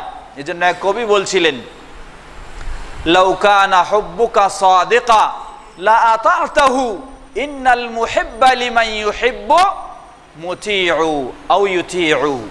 বলছেন যে লাউ কানা হুব্বুকা সাদিকা, তোমার ভালোবাসা যদি সত্যই হয়ে থাকে, লাউ কানা হুব্বুকা সাদিকা লা আতা'তাহু, তাহলে তুমি যাকে ভালোবাসার দাবি করতেছে তার তুমি অনুসরণ করতা। কারণ ইন্নাল মুহিব্বা লিমান ইউহিব্বু ইউতিউ, যে যাকে ভালোবাসে সে তার খুশি করেই, তাকে অনুসরণ করেই চলে। তো সত্যি ভালোবাসার প্রমাণ হলো রাসূল সাল্লাল্লাহু আলাইহি ওয়াসাল্লাম এর অনুসরণ করে চলতে হবে। যদি প্রশ্ন করা হয় যে আপনি কি রাসূল সাল্লাল্লাহু আলাইহি ওয়াসাল্লাম এর বিশুদ্ধ সহিহ হাদিসের আলোকে সালাত আদায় করার চেষ্টা করেন? জবাব আসবে, তারা জবাব দিয়ে দিবেন যে না, আমাদের পীর সাহেব বা আমাদের ইমাম সাহেব বা আমাদের দলের মতে যেই নামাজ রয়েছে সেটাই পড়ি। তাহলে আপনি অনুসরণ করলেন না আল্লাহ রাসূল সাল্লাল্লাহু আলাইহি ওয়াসাল্লামের, আর ভালোবাসার দোহাই দিচ্ছেন এভাবে। অতএব আপনার এটা ভালোবাসা মিথ্যা ছাড়া কখনো বাস্তব নয়। এই ধরনের অনেকগুলি বিষয়। সুতরাং আমরা প্রথম বিষয় বলবো যে ভালোবাসার দোহাই দিয়ে রাসূল সাল্লাল্লাহু আলাইহি ওয়াসাল্লাম এর ঈদে মিলাদুন্নবী পালন করা এটি অযৌক্তিক এবং অবাস্তব, কখনো এটি কোরআন সুন্নাহর দলিলের আলোকে নয়। আমি আমার ছোট জীবনের কথা, যখন ছাত্র ছিলাম, যাত্রাবাড়ির এক কথা মনে হয়, বারবারও সেটা মনে হয় যে এই ধরনের দিনে এক জায়গায় মিলাদ মাহফিল হচ্ছে, মিলাদুন্নবীর অনুষ্ঠান পালন করছে, আর সেখানে বক্তব্য দিচ্ছে। রাস্তা দিয়ে পাশ দিয়ে যাচ্ছিলাম আর শুনছিলাম, বক্তব্য দিচ্ছে যে যারা রাসূল সাল্লাল্লাহু আলাইহি ওয়াসাল্লামের মিলাদুন্নবী অনুষ্ঠান পালন করবে না, জন্মবার্ষিকী পালন করবে না, এরা হলো মুশরিক। কেমনে মুশরিক? এর ব্যাখ্যাও আবার তিনি দিলেন, এইভাবেই হলো মুশরিক, কারণ এরা রাসূলের জন্ম দিবসকে মানে না, এটা পালন করতে চায় না। এর মানে তারা বলতে চায় যে রাসূলের জন্ম হয় নাই, তো আল্লাহর জন্ম হয়নি আর রাসূলেরও তারা মনে করে জন্ম হয়নি, তাহলে আল্লাহর সাথে তারা রাসূলকে মিলাই দিলেন। অতএব এরা হলো মুশরিক, নাউযুবিল্লাহ। আসলে বিবেক যখন হারিয়ে যায় তখন ওই যে বলে, ছাগলে কি না খায় আর পাগলে কি না বলে। বিবেক যখন হারিয়ে যায় তখন এই ধরনের কথাগুলি মুখ দিয়ে বলে। প্রিয় ভাইরা আমার, তাই আসুন, এ হলো তাদের এক দলিল। দ্বিতীয় দলিল আসুন, তারা আরো কত সুন্দর করে গুরুত্বপূর্ণ বুখারীর রেফারেন্স দিয়ে বলবে যে বুখারীতে বলা হয়েছে, বুখারীর বর্ণনায় এসেছে, আবু লাহাব, যার ব্যাপারে কোরআনের সূরা পর্যন্ত শাস্তি সম্পর্কে নাজিল হয়েছে, সেই আবু লাহাবের একজন দাসী ছিল, সুয়াইবা। এই দাসী রাসূল সাল্লাল্লাহু আলাইহি ওয়াসাল্লামের জন্মের কথা শুনে রাসূল সাল্লাল্লাহু আলাইহি ওয়াসাল্লামকে দুধ পান করাবে, এই মর্মে আবু লাহাব কি করেছিলেন? তার দাসীকে আজাদ করে দিয়েছিলেন। তো এই আবু লাহাব যখন মারা গেলেন, মারা যাওয়ার পর কাউকে তিনি স্বপ্ন বলতেছেন, স্বপ্নে একজন তাকে স্বপ্নে দেখতেছে। দেখলে জিজ্ঞাসা করা হলো, আবু লাহাব, আপনার অবস্থা কেমন, কিভাবে আছেন আপনি? আবু লাহাব জবাব দিচ্ছেন যে আমি ঈমান না আনলেও, ইসলাম না মানলেও এমন একটা কাজ করেছি, সেই কাজের জন্য আমি এখন অনেক শান্তিতে আছি। কি শান্তিতে? বললেন যে আমার এই হাতের এই দুটি আঙ্গুল কি করা হয়, প্রতি সোমবার বা এই দুটি আঙ্গুল এই দুটি চুষলে আমার জন্য ওই সেই ধরনের জান্নাতি মধু বা ইত্যাদি এই ধরনের শরাব পান করার আমার সুযোগ হয় মৃত্যুর পরে। কারণটা কি, এই সুযোগটা কিভাবে পেয়েছেন তিনি? বললেন যে আমি রাসূলের জন্মের কথা শুনে তাকে দুধ পান করানোর জন্য আমার কৃতদাসীকে আমি আজাদ করে দিয়েছিলাম, এজন্য আমাকে এই পুরস্কার দেওয়া হয়েছে। এখন দলিল হলো একজন কাফের যাকে কোরআন জাহান্নামের কথা ঘোষণা দিয়ে দিয়েছে, সেই কাফের যদি রাসূলের জন্মকে কেন্দ্র করে এই কাজ করার কারণে এত বড় শান্তি, এত বড় প্রতিদান, এত বড় পুরস্কার পেতে পারে, তাহলে আমরা যারা মুসলিম, আমরা রাসূলের জন্মকে কেন্দ্র করে কিছু কাজ করলে তো আমাদের জন্য জান্নাত একেবারেই খুলে রাখা হবে। সুতরাং আমাদের দায়িত্ব, কর্তব্য হলো রাসূলের জন্মকে কেন্দ্র করে আমাদেরকে অবশ্যই কিছু করতে হবে। জবাব কি? জবাব, সংক্ষিপ্ত জবাব বলবো আমরা। এর জবাব হলো, প্রথম কথা বলবো যে যদিও সহিহুল বুখারীর কথা বলা হয়েছে, কিন্তু ইমাম বুখারী রাহিমাহুল্লাহ এই ঘটনাটিকে, এই ঘটনার অংশটুকুকে তিনি কোনো সনদ সহকারে নিয়ে আসেননি, বরং সেটাকে তিনি মুরসালভাবে নিয়ে এসেছেন। আর মুরসাল হচ্ছে হাদিস গ্রহণের ক্ষেত্রে যে নীতিমালা, সেই নীতিমালার আলোকে কোনো মুরসাল বর্ণনাকে যদি কোরআন ও সুন্নাহর সরাসরি দলিল সাপোর্ট না করে, তাহলে সেটা, এর হুকুম হলো দুর্বল এর হুকুম। তাহলে সনদের দৃষ্টিকোণ থেকে এর মাঝে ছিন্নতা থাকার কারণে এটি হলো দুর্বলের হুকুম এক। দ্বিতীয় হলো আবু লাহাব তার এ দাসীকে আজাদ কখন করেছেন? রাসূল সাল্লাল্লাহু আলাইহি সাল্লামের জন্মের সময় না জন্মের পরে? এমন ইতিহাস পাওয়া যায় যে হিজরতের পূর্ব মুহূর্তে বা কিছু আগে আবু লাহাব তার এই দাসীকে আজাদ করে থাকে। রাসূল সাল্লাল্লাহু আলাইহি সাল্লামের জন্মের মুহূর্তে আজাদ করেছে এমন কোনো প্রমাণ পাওয়া যায় না। তবে রাসূল সাল্লাল্লাহু আলাইহি সাল্লাম যাদের দুধ পান করেছেন তার মাঝে এই দাসীও রয়েছেন বলে এটা সঠিক প্রমাণ, কিন্তু সেই সময় তাকে আজাদ করেছে বলে এর কোনো সঠিক প্রমাণ পাওয়া যায় না। তৃতীয় বিষয়, যেই ব্যক্তির ব্যাপারে সরাসরি কোরআন স্পষ্ট তার জাহান্নামী হওয়ার ঘোষণা দিয়ে দিয়েছে এবং রাসূল সাল্লাল্লাহু আলাইহি ওয়াসাল্লাম থেকে তার মুক্তির, বিশেষ মুক্তির কোনো প্রমাণ পাওয়া যায় না, সুতরাং সেই ব্যক্তির ব্যাপারে কোনো ব্যক্তির স্বপ্নের মাধ্যমে কিছু দেখালে, কিছু জানালে সেটি কখনো শরীয়তের দলিল হতে পারে না। অতএব এটি কখনো সঠিক যুক্তি নয়, কখনো সঠিক দলিল নয়। এই দলিল হিসাবে গ্রহণ করেও ঈদে মিলাদুন্নবী পালন করার কোনো সুযোগ নেই। তৃতীয় বিষয় তাদের আরেকটি দলিল, সে দলিল আসুন। তৃতীয় দলিল হলো তাদের, এটাও সহিহ মুসলিম থেকে। সহিহ মুসলিম, আপনারা সহিহ হাদিস বলেন তো, আপনাদেরকে সহিহ বুখারীর দলিল দিবে, সহিহ মুসলিমের দলিল দিবে। সহিহ মুসলিমের দলিল, হাদিসটি সহিহ অবশ্যই। রাসূল সাল্লাল্লাহু আলাইহি ওয়াসাল্লাম তিনি কি করতেন? তিনি প্রতি সোমবার, সাপ্তাহিক সোমবার এবং বৃহস্পতিবার তিনি সিয়াম পালন করতেন, রোজা রাখতেন, সোমবার এবং বৃহস্পতিবার। রাসূল সাল্লাল্লাহু আলাইহি ওয়াসাল্লামকে জিজ্ঞাসা করা হলো, আপনি কেন সোমবারে রোজা রাখেন? সহিহ মুসলিমের হাদিস। তিনি জবাব দিলেন, লিআন্নী উলিদতু ফীহি ওয়া বুইসা আলাইয়া।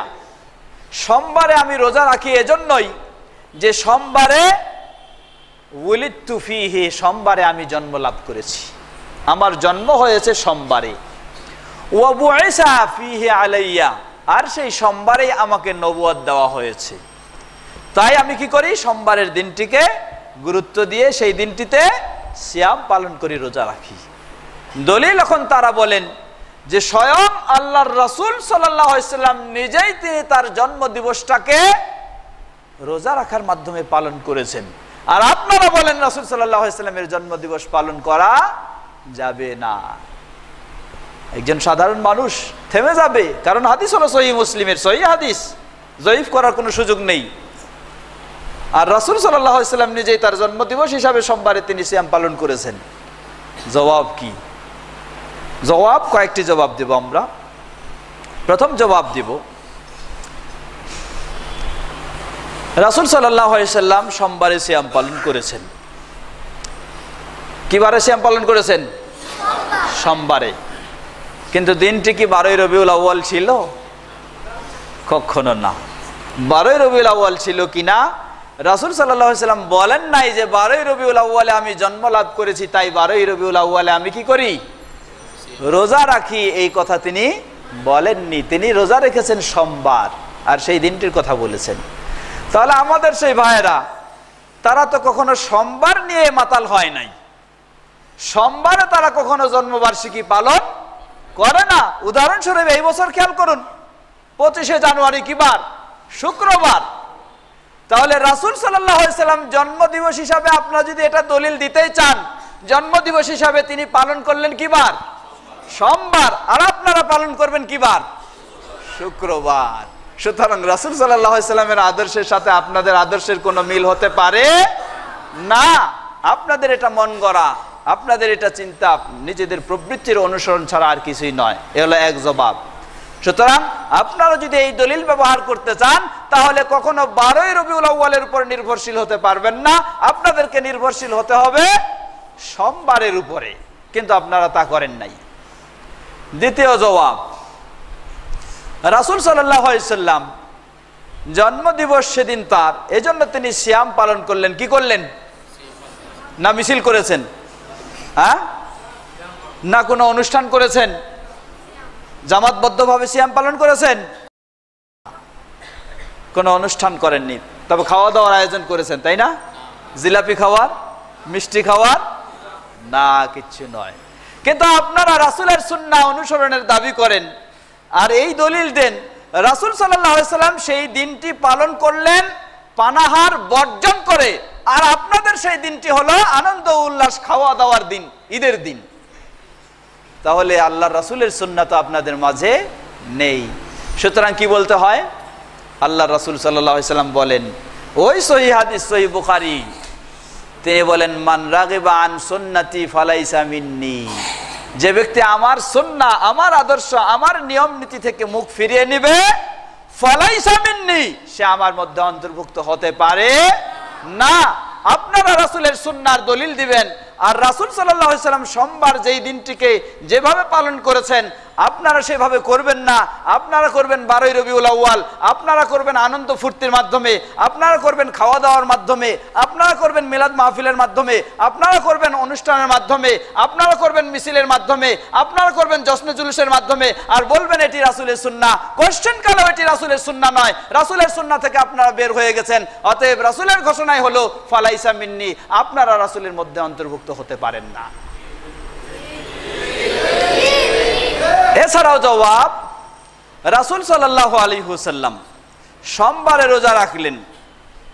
সোমবারে রোজা রেখেছেন তিনটি কারণে। একটা হলো এই সহিহ মুসলিমের হাদিসে বলা হচ্ছে দুইটি কারণ। এই দিনটি ছিল কি? জন্মদিবস। এই দিনটিতে নবুয়ত দিবস, নবুয়ত তিনি পেয়েছেন, তাই সেই দিনটিতেও তিনি রোজা রেখেছেন। দ্বিতীয় কারণ, তিরমিজির সহিহ হাদিসে এসেছে, রাসূল সাল্লাল্লাহু আলাইহি ওয়াসাল্লাম বলেন, ইউরাদু আমালু আও তুরাদু আমালু বানি আদম ফিল ইসনাইন ওয়াল খামিসি। প্রতি সপ্তাহে সোমবার এবং বৃহস্পতিবার আদম সন্তানের আমলগুলি আল্লাহ সুবহানাহু ওয়া তাআলার কাছে উপস্থাপন করা হয়। আর তিনি বলছেন, ওয়া আনা উহিব্বু আন ইউরাদা আমালি ওয়া আনা সাইম। আমার কাছে পছন্দনীয় হলো সেই সোমবার এবং বৃহস্পতিবার আমার আমলগুলিও যখন আল্লাহর কাছে উপস্থাপন করা হবে, আমি যেন সেই দিনটিতে কি থাকি? রোজাদার হই। সেই কারণেও রাসূল সাল্লাল্লাহু আলাইহি সাল্লাম কি করেছেন? সোমবারে সিয়াম পালন করেছেন। তাহলে আমরা বলবো, আপনারা পালন করেন 12ই রবিউল আউয়ালে, রাসূল সাল্লাল্লাহু আলাইহি সাল্লাম করেছেন সোমবারে। আপনারা করেন খাওয়া দাওয়া, আনন্দ ফুর্তি, মিছিল মিটিং এর মাধ্যমে, রাসূল সাল্লাল্লাহু আলাইহি সাল্লাম করেছেন না খাওয়া, না পান করা এবং ইবাদতের মাধ্যমে। আপনারা করেন ইত্যাদি ইত্যাদি অনুষ্ঠানের মাধ্যমে, রাসূল সাল্লাল্লাহু আলাইহি সাল্লাম করেছেন একাকী কোনো আনুষ্ঠানিকতার মাধ্যমে নয়। সুতরাং এই দলিল কখনো গ্রহণযোগ্য হতে পারে না। সর্বশেষ বলবো যে হয় আপনারা হাদিস বুঝেন না, অথবা নিজের মন গড়া চিন্তা চেতনা অনুযায়ী হাদিসের অপব্যাখ্যা করেন। যারা এই হাদিস দিয়ে দলিল দিবে তাদের দিক দুটি, একটি হয় তারা হাদিস বুঝে না, যদি হাদিস বুঝতো তাহলে রাসূল সাল্লাল্লাহু আলাইহি ওয়াসাল্লাম যেভাবে আমল করেছেন সেভাবে করতো, এইভাবে তাদের মন গড়া আমল করতো না। হয় হাদিস বুঝে না, হাদিস বোঝার যোগ্যতা তাদের নেই, অথবা যদিও হাদিস বোঝার যোগ্যতা থাকে তারা হাদিসের বুঝে সুঝেও এখন মন গড়া শয়তানের মতো ইবলিসের মতো ব্যাখ্যা করেছে, যেই অপব্যাখ্যা করাটি হচ্ছে ইহুদিদের স্বভাব, খ্রিস্টানদের স্বভাব। আর এই ঈদে মিলাদুন্নবী এসেছে সেই খ্রিস্টানদের থেকে, তাই তাদের স্বভাব অনুযায়ী কোরআন হাদিসের অপব্যাখ্যা করে দলিল উপস্থাপন করা হয়। আল্লাহ রাব্বুল আলামিন তাদের সবাইকে সঠিকভাবে কোরআন ও সুন্নাহ বুঝার দিকে হেদায়েত দান করুন। অনুরূপভাবে তারা আরো যে সমস্ত দলিল প্রমাণ পেশ করে থাকেন, আরো অনেকগুলি দলিল প্রমাণ পেশ করে থাকেন। বলেন যে এই দিনটি রাসূল সাল্লাল্লাহু আলাইহি ওয়াসাল্লামের জন্মদিবস, এই দিনটিতে আল্লাহ সুবহানাহু ওয়া তাআলা আনন্দ উৎসবের জন্য বলেছেন। সেই আয়াতের একটি অপব্যাখ্যা করা হয়। সূরা ইউনূসের যে আয়াতের মাঝে এসেছে আল্লাহ সুবহানাহু ওয়া তাআলা সূরা ইউনূসে আল্লাহ রাব্বুল আলামিন বলছেন, সূরা ইউনূস 58 নম্বর আয়াত, কুল বিফাদলিল্লাহি ওয়া রাহমাতিহি ফাবিযালিকা ফালিয়াফরাহু, বলো আল্লাহর অনুগ্রহে এবং আল্লাহর রহমতে, অতএব তোমরা এই বিষয়ে আনন্দ উদযাপন করো।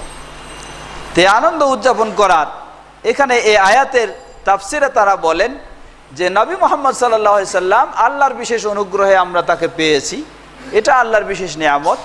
অতএব তাহলে এই জন্য আমাদেরকে আনন্দ উদযাপন করতে হবে, অনুষ্ঠান করতে হবে, উৎসব করতে হবে। এটাই হলো কোরআনের আয়াতের আলোকে। আসলে তাদের এই ব্যাখ্যা কখনো সঠিক নয়, কারণ এখানে ফাদল দ্বারা অনুগ্রহ যেটা উদ্দেশ্য সেটি হচ্ছে ইসলাম, সরাসরি ইসলামকে বোঝানো হয়েছে। নবী মুহাম্মদ সাল্লাল্লাহু আলাইহি সাল্লামকে উদ্দেশ্য নয়, উদ্দেশ্য হলো ইসলামকে। আর দ্বিতীয়, এই ধরনের ফাদল দ্বারা যদি অমমানভাবে সাধারণভাবে বোঝানো হয় তাহলে যত রকমের অনুগ্রহ পাবে সব অনুগ্রহের জন্য অনুষ্ঠান করা দরকার। অতএব আমরা বলবো যে এই আয়াত এটিও তাদের কখনো সঠিক দলিল নয়, তাদের কখনো সঠিক ব্যাখ্যা নয়। সর্বশেষ অনুরূপ তাদের আরো বেশ কিছু দলিল রয়েছে, যেগুলি নিয়ে আমাদের দীর্ঘ আলোচনা করে সময় নষ্ট করা আমরা প্রয়োজন মনে করি না। এক বাক্যে আমরা একটি কথা বলতে পারি, তা হলো আল্লাহ সুবহানাহু ওয়া তাআলার কোরআনে, রাসূল সাল্লাল্লাহু আলাইহি সাল্লামের সহিহ সুন্নায়, রাসূল সাল্লাল্লাহু আলাইহি সাল্লামের যুগে খোলাফায়ে রাশিদিন, সাহাবায়ে কেরাম, তাবেঈন, প্রসিদ্ধ ইমাম আবু হানিফা রাহিমাহুল্লাহ, ইমাম মালিক, ইমাম শাফি, ইমাম আহমদ বিন হাম্বল রাহিমাহুল্লাহ, তাদের জীবনে তাদের যুগে পৃথিবীতে এই মিলাদ মাহফিলের কোনো, এই ঈদে মিলাদুন্নবীর কোনো অস্তিত্ব, কোনো ভিত্তি পৃথিবীতে এর কোনো জন্ম তখন হয় নাই। সুতরাং যার জন্ম তখন হয় নাই সেটাকে নিয়ে এখন আর জন্মবার্ষিকী পালন করার কোনো সুযোগ নেই। এক বাক্যেই আমাদের এই জবাব, আল্লাহ রাব্বুল আলামিন তাদের এবং আমাদের সকলকে কোরআন ও সহিহ সুন্নাহর আলোকে সঠিক পথে হেদায়েত দান করুন। এখন আসুন আর কয়েকটি কথা বলে আমরা আরেকটি প্রশ্ন উত্তর পর্বে যাব। যে সমস্ত মিলাদ মাহফিলগুলি করা হয়, এই মিলাদ মাহফিলগুলিতে কি হয়? এই মিলাদ মাহফিলগুলিতে প্রকৃতপক্ষে সেটিতে ইবাদত তো হয় না, বরং সেই মিলাদ মাহফিলগুলিতে এমন কর্মকাণ্ড সংগঠিত হয় যেই কর্মকাণ্ডের কারণে একজন মানুষের ঈমান মুহূর্তের মাঝে হারিয়ে যেতে পারে, এতে কোনো সন্দেহ নেই। তা কি? এই মিলাদ মাহফিলগুলিতে হয়ে থাকে শিরক।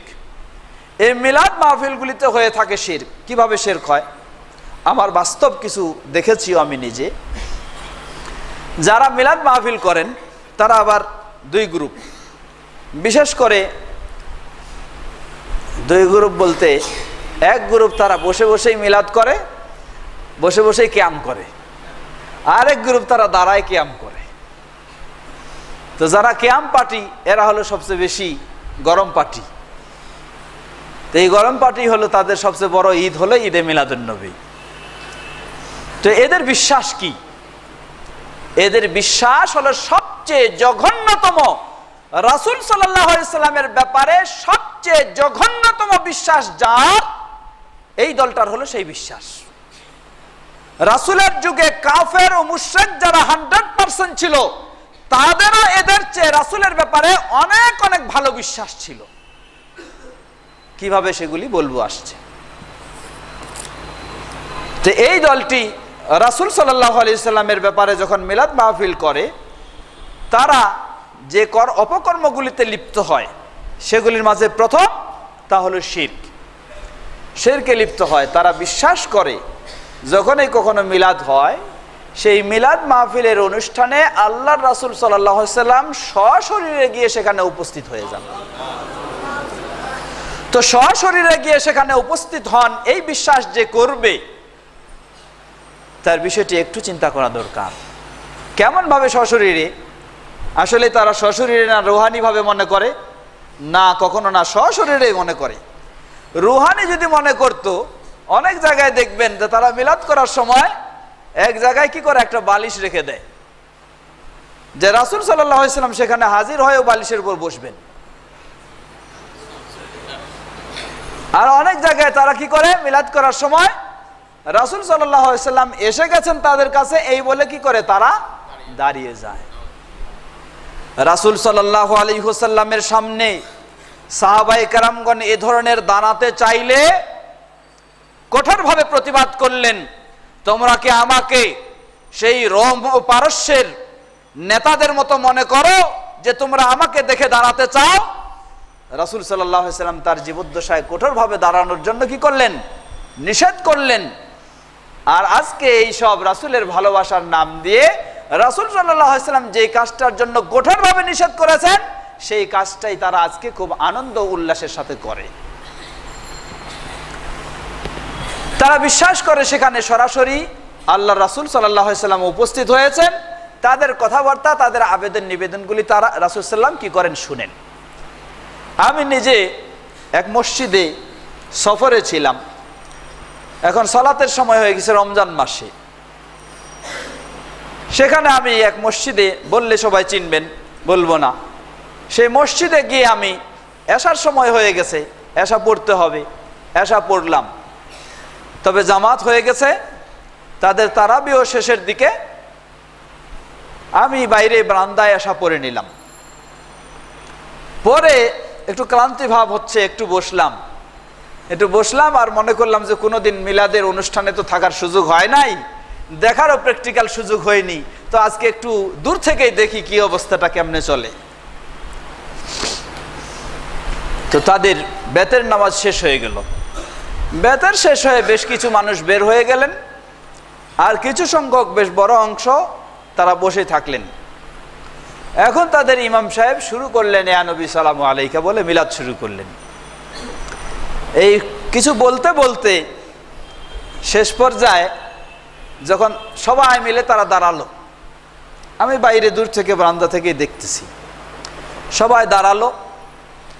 তো দাঁড়িয়ে আল্লাহু আকবার, দাঁড়িয়ে যেই কথাগুলি বলা শুরু করলো, একজন মুসলিমের ঈমান থাকতে পারে না। দাঁড়ানোর পরে তারা যে কথা বলতে শুরু করলো, সরাসরি তাদের সেই কথাগুলি আমি মুখস্থ রাখাটাও ভালো মনে করিনি। সরাসরি তারা রাসূল সাল্লাল্লাহু আলাইহি সাল্লাম এখানে উপস্থিত হয়ে গেছে, তার কাছে দোয়া করতে শুরু করে দিল। রাসূল সাল্লাল্লাহু আলাইহি সাল্লাম উপস্থিত হয়ে গেছে, তার কাছে এখন আবেদন নিবেদন যতগুলি রয়েছে সেগুলি পেশ করতে শুরু করলেন।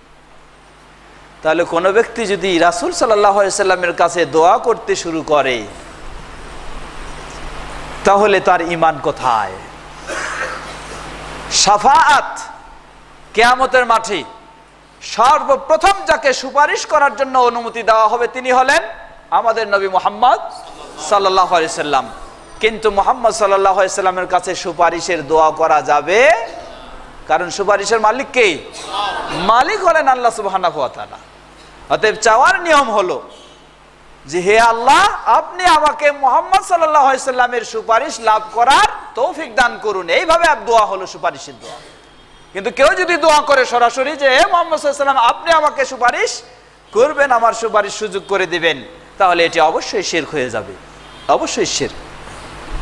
তো এই মিলাদ মাহফিলের অনুষ্ঠানগুলিতে অনুরূপভাবে এই মৌলুদ শরীফের যে সমস্ত বইগুলি রয়েছে, সেই বইগুলিতে যদি পড়ে দেখেন, আমাদের অনেক আলোচকগণ এই কথাগুলি ভালো করে বলতে পারেন যে যেই আল্লাহ সুবহানাহু ওয়া তাআলা আরশের উপরে ছিলেন, সেই আল্লাহ মুহাম্মদ নাম দিয়ে তিনি জমিনে আসলেন। নাউজুবিল্লাহ। এই কাহিনীগুলো, এই কবিতাগুলি মিলাদ মাহফিলের এসে পড়া হয়। তো যদি এই ধরনের বলা হয় যে আল্লাহ সুবহানাহু ওয়া তাআলা আরশের উপরে ছিলেন, তিনি মুহাম্মদ নামে পৃথিবীতে আসলেন, তাহলে ওই খ্রিস্টান আর এই মুসলিম পার্থক্য কোথায়? এজন্য আগে বলেছিলাম যে এই মিলাদ মাহফিলের উৎপত্তি হচ্ছে সেই খ্রিস্টানদের থেকে এসেছে। কারণ খ্রিস্টানদের বিশ্বাস হলো যে আল্লাহ সুবহানাহু ওয়া তাআলা ঈসা আলাইহিস সালামের রূপ লাভ করে তিনি পৃথিবীতে এসেছেন, এ হলো খ্রিস্টানদের বিশ্বাস। তাহলে এই মুসলিম বিশ্বাস করে যে, বিশ্বাস শুধু নয়, মিলাদের বইগুলিতে স্পষ্ট রয়েছে, সেগুলিতে এই কথাগুলি তারা মিলাদ মাহফিলের এসে আলোচনা করে যে আল্লাহ সুবহানাহু ওয়া তাআলা তিনি আরশ থেকে মুহাম্মদের রূপ ধরে তিনি পৃথিবীতে আগমন করলেন। এই ধরনের বিশ্বাস যার, এই ধরনের কথাগুলি যার, নিশ্চিত কোনো সন্দেহ নাই তার ঈমান আর বাকি নেই। কারণ এটি কুফরি কথা, সম্পূর্ণ 100% শিরকি কথা। অতএব মিলাদের নাম দিয়ে কেউ যদি, ঈদে মিলাদুন নবীর নাম দিয়ে কেউ যদি শিরকে লিপ্ত হয়ে যায়, তাহলে তার পরিণতি আল্লাহ সুবহানাহু ওয়া তাআলা বলেন, ইন্নাল্লাহা লা ইয়াগফিরু আন ইউশরাকা বিহি ওয়া ইয়াগফিরু মা দুনা যালিকা লিমান ইয়াশা। আল্লাহর সাথে শিরকে কেউ লিপ্ত হলে সেই শিরকি গুনাহ আল্লাহ রাব্বুল আলামিন কখনো ক্ষমা করে দেন না, তওবা না করা পর্যন্ত। আবার আল্লাহ সুবহানাহু ওয়া তাআলা বলেন, ইন্নাহু মান ইউশরিক বিল্লাহ ফাকাদ হারামাল্লাহু আলাইহিল জান্নাহ ওয়া মাওয়াহুন নার ওয়া মা লিয-যালিমিনা মিন আনসার। যে শিরকে লিপ্ত হবে আল্লাহ সুবহানাহু ওয়া তাআলা তার জন্য জান্নাতকে হারাম করে দেন, জাহান্নামকে অপরিহার্য করে দেন, এবং তার জন্য দুনিয়া ও আখিরাতে কোনো সাহায্য সহযোগিতা থাকতে পারে না। শিরকে লিপ্ত হওয়ার কারণে নিজের জীবনের সব অতীতের ভালো কাজগুলি মুহূর্তের মাঝে সেগুলি বাতিল হয়ে যায়, নষ্ট হয়ে যায়। আর এই মিলাদ মাহফিলের নাম দিয়ে মুসলিম সমাজ তারা শিরকে লিপ্ত হয়। দ্বিতীয় বিষয়, এই মিলাদ মাহফিলের অনুষ্ঠানে রাসূল সাল্লাল্লাহু আলাইহি ওয়াসাল্লামকে কেন্দ্র করে যে সীমালঙ্ঘন করা হয়, যে বাড়াবাড়ি করা হয়, যে অতিরঞ্জিত কর্মকাণ্ডে লিপ্ত হয়, সেটি সম্পূর্ণ ইসলামে হালাল না হারাম? সম্পূর্ণ ইসলামে হারাম। যেমন উদাহরণস্বরূপ দুই একটি বলি আমরা। যারা ঈদে মিলাদুন নবীতে বিশ্বাসী, তারা বিশ্বাসী যে মুহাম্মদ সাল্লাল্লাহু আলাইহি ওয়াসাল্লাম তিনি হলেন নূরের তৈরি, তারা এটাতে বিশ্বাসী। এবং এই নূরের তৈরি উপলক্ষে তারা এই মিলাদ মাহফিলের অনুষ্ঠানগুলিতে কত রকমের গান আর গজল তারা বলে থাকেন। শুধু এটাকুতেই ক্ষান্ত হন না, বরং এই অনুষ্ঠানগুলিতে তারা স্পষ্টভাবে ঘোষণা দিয়ে দেন যে যারা মুহাম্মদ সাল্লাল্লাহু আলাইহি ওয়াসাল্লামকে নূরের তৈরি বলবে না, এরা নাকি কাফের। নাউযুবিল্লাহ, এই ঘোষণাও তারা দিয়ে দেয়। তাহলে মুহাম্মদ সাল্লাল্লাহু আলাইহি ওয়াসাল্লামকে নিয়ে এই বাড়াবাড়ি। তারা বিশ্বাস করে যে মুহাম্মদ সাল্লাল্লাহু আলাইহি ওয়াসাল্লাম তিনি কি করেন, গায়েব জানেন, তিনি গায়েব জানেন। তারা বিশ্বাস করেন মুহাম্মদ সাল্লাল্লাহু আলাইহি ওয়াসাল্লাম তিনি হলেন হায়াতুন নবী, তিনি হলেন হায়াতুন নবী, অর্থাৎ তিনি এখনো জীবিত রয়েছেন, তিনি মৃত্যুবরণ করেননি। অথচ 12ই রবিউল আউয়াল মুসলিম বিজ্ঞ ঐতিহাসিকগণ সকলেই একমত 12ই রবিউল আউয়ালটি রাসূল সাল্লাল্লাহু আলাইহি ওয়াসাল্লামের জন্মবার্ষিকী বলে মুসলিম ঐতিহাসিকগণ কখনো একমত নন। কেউ বলেছেন তিনি জন্ম লাভ করেছেন রবিউল আউয়াল মাসের 3 তারিখে, কেউ বলেছেন রবিউল আউয়াল মাসের 8 তারিখে, কেউ বলেছেন 9 তারিখে, কেউ বলেছেন 11 তারিখে, কেউ বলেছেন 12 তারিখে। কখনো ঐতিহাসিকগণ তারা একমতে পৌঁছেননি যে 12ই রবিউল আউয়াল রাসূল সাল্লামের জন্ম দিবস, বরং প্রতিটি উল্লেখযোগ্য ঐতিহাসিকগণ তারা একমতে পৌঁছেছেন যে 12ই রবিউল আউয়াল সোমবার, সেটি হচ্ছে রাসূল সাল্লাল্লাহু আলাইহি ওয়াসাল্লাম এর মৃত্যু দিবস। পৃথিবী থেকে সেই দিন তিনি বিদায় নিয়েছেন। আফসোসের সাথে বলতে হয় এই মৃত্যু দিবসেই তারা রাসূল সাল্লাল্লাহু আলাইহি ওয়াসাল্লামের অনুষ্ঠান করতে গিয়ে রাসূলের মৃত্যুকে অস্বীকার করে। কি উল্টা দেখুন, মৃত্যু দিবস যেটি নিশ্চিত 12ই রবিউল আউয়াল, সেই দিনটিতেই ঈদে মিলাদুন নবী পালন করতে গিয়ে রাসূল সাল্লাল্লাহু আলাইহি ওয়াসাল্লামকে হায়াতুন নবী বলে ঘোষণা দেওয়া হয়। আর যারা হায়াতুন নবী বলে বিশ্বাস করবে না তারা নাকি কাফের। এই হলো বাতিলপন্থীদের এ বাতিলি কর্মকাণ্ড। এজন্য আগে বলেছিলাম যে মক্কার যেই পরিবেশে রাসূল সাল্লাল্লাহু আলাইহি ওয়াসাল্লামকে আল্লাহ রাব্বুল আলামিন নবুয়ত রাসালাত দিলেন, তার এই নবুয়ত রাসালাত যারা গ্রহণ করেনি প্রকাশ্যভাবে শত্রুতা করেছে, সেই মক্কার কাফেররাও তারা রাসূল সাল্লাল্লাহু আলাইহি সাল্লামকে চিনত যে তিনি নূরের তৈরি। মক্কার কাফেররা চিনত, ভালো করে মক্কার কাফেররা জানতো। তাই মক্কার কাফেররা কি দাবি করেছিল? যে আল্লাহ যদি কোনো নবী রাসূল পাঠাবেন তো একজন ফেরেশতা পাঠাতে পারলেন না, আমাদের মতো মানুষকে একজন পাঠাই দিলেন কেন? তারা জানতো যে মুহাম্মদ সাল্লাল্লাহু আলাইহি সাল্লাম কি ফেরেশতাও না এবং তিনি নূরের তৈরি নয়, একজন সাধারণ মানুষের মতো তিনি মানুষ। এটা মক্কার কাফেররাও জানতো।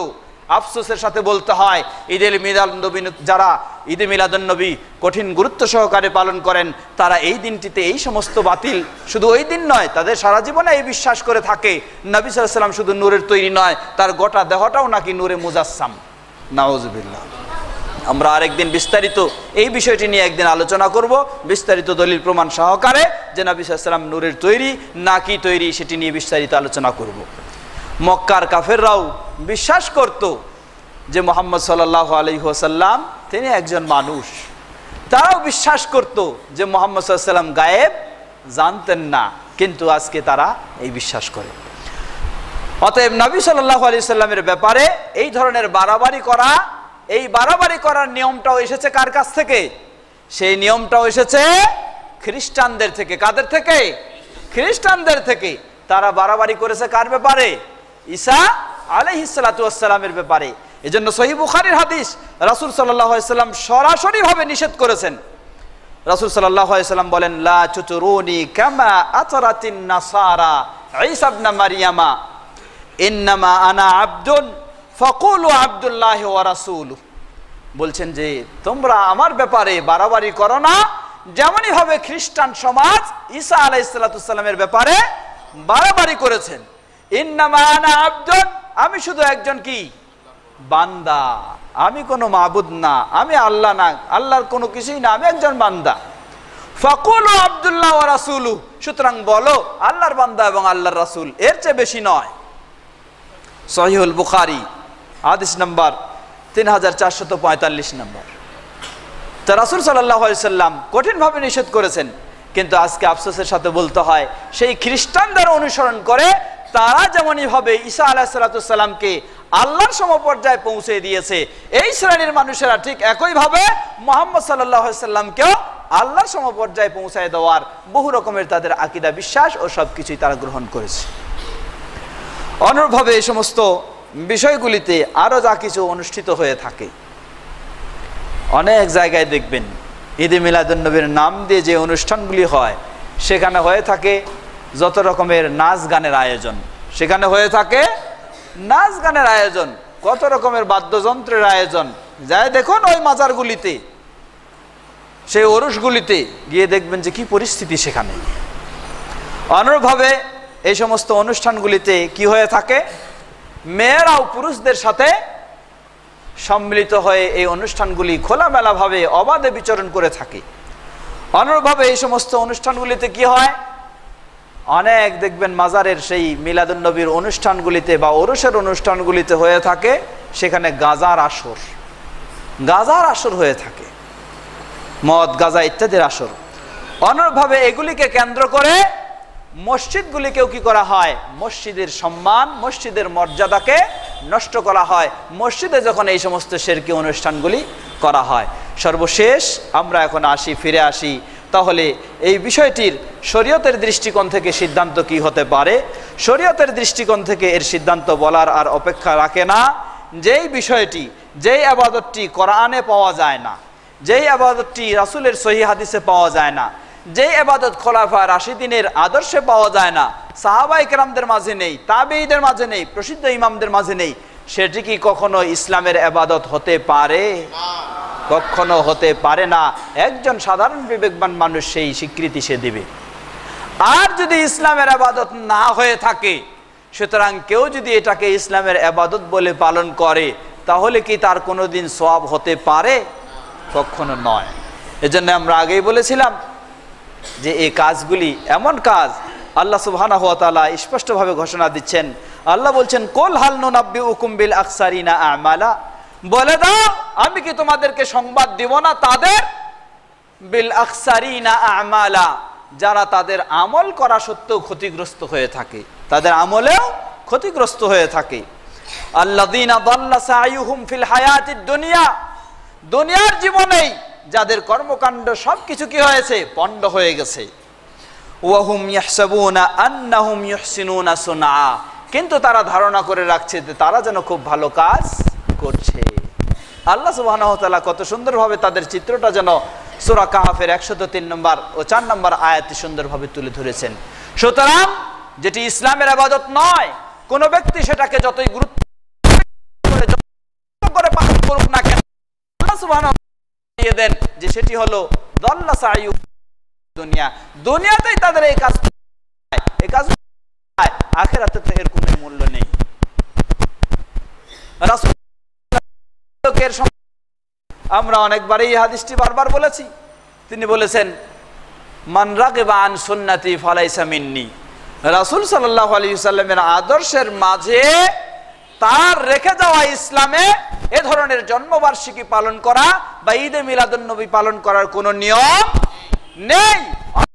এটাকেই নিয়ম তৈরি করতে যাবে, এটাকেই সুন্নাহ বলতে যাবে। সাল্লাল্লাহু আলাইহি ওয়াসাল্লাম তাদের ব্যাপারে স্পষ্ট ঘোষণা দিয়ে দিচ্ছেন, ফালাইসা মিন্নি, মাঝে অন্তর্ভুক্ত নয়। এটা আশ্চর্যের বিষয়, রাসূলের নাম দিয়েও রাসূলের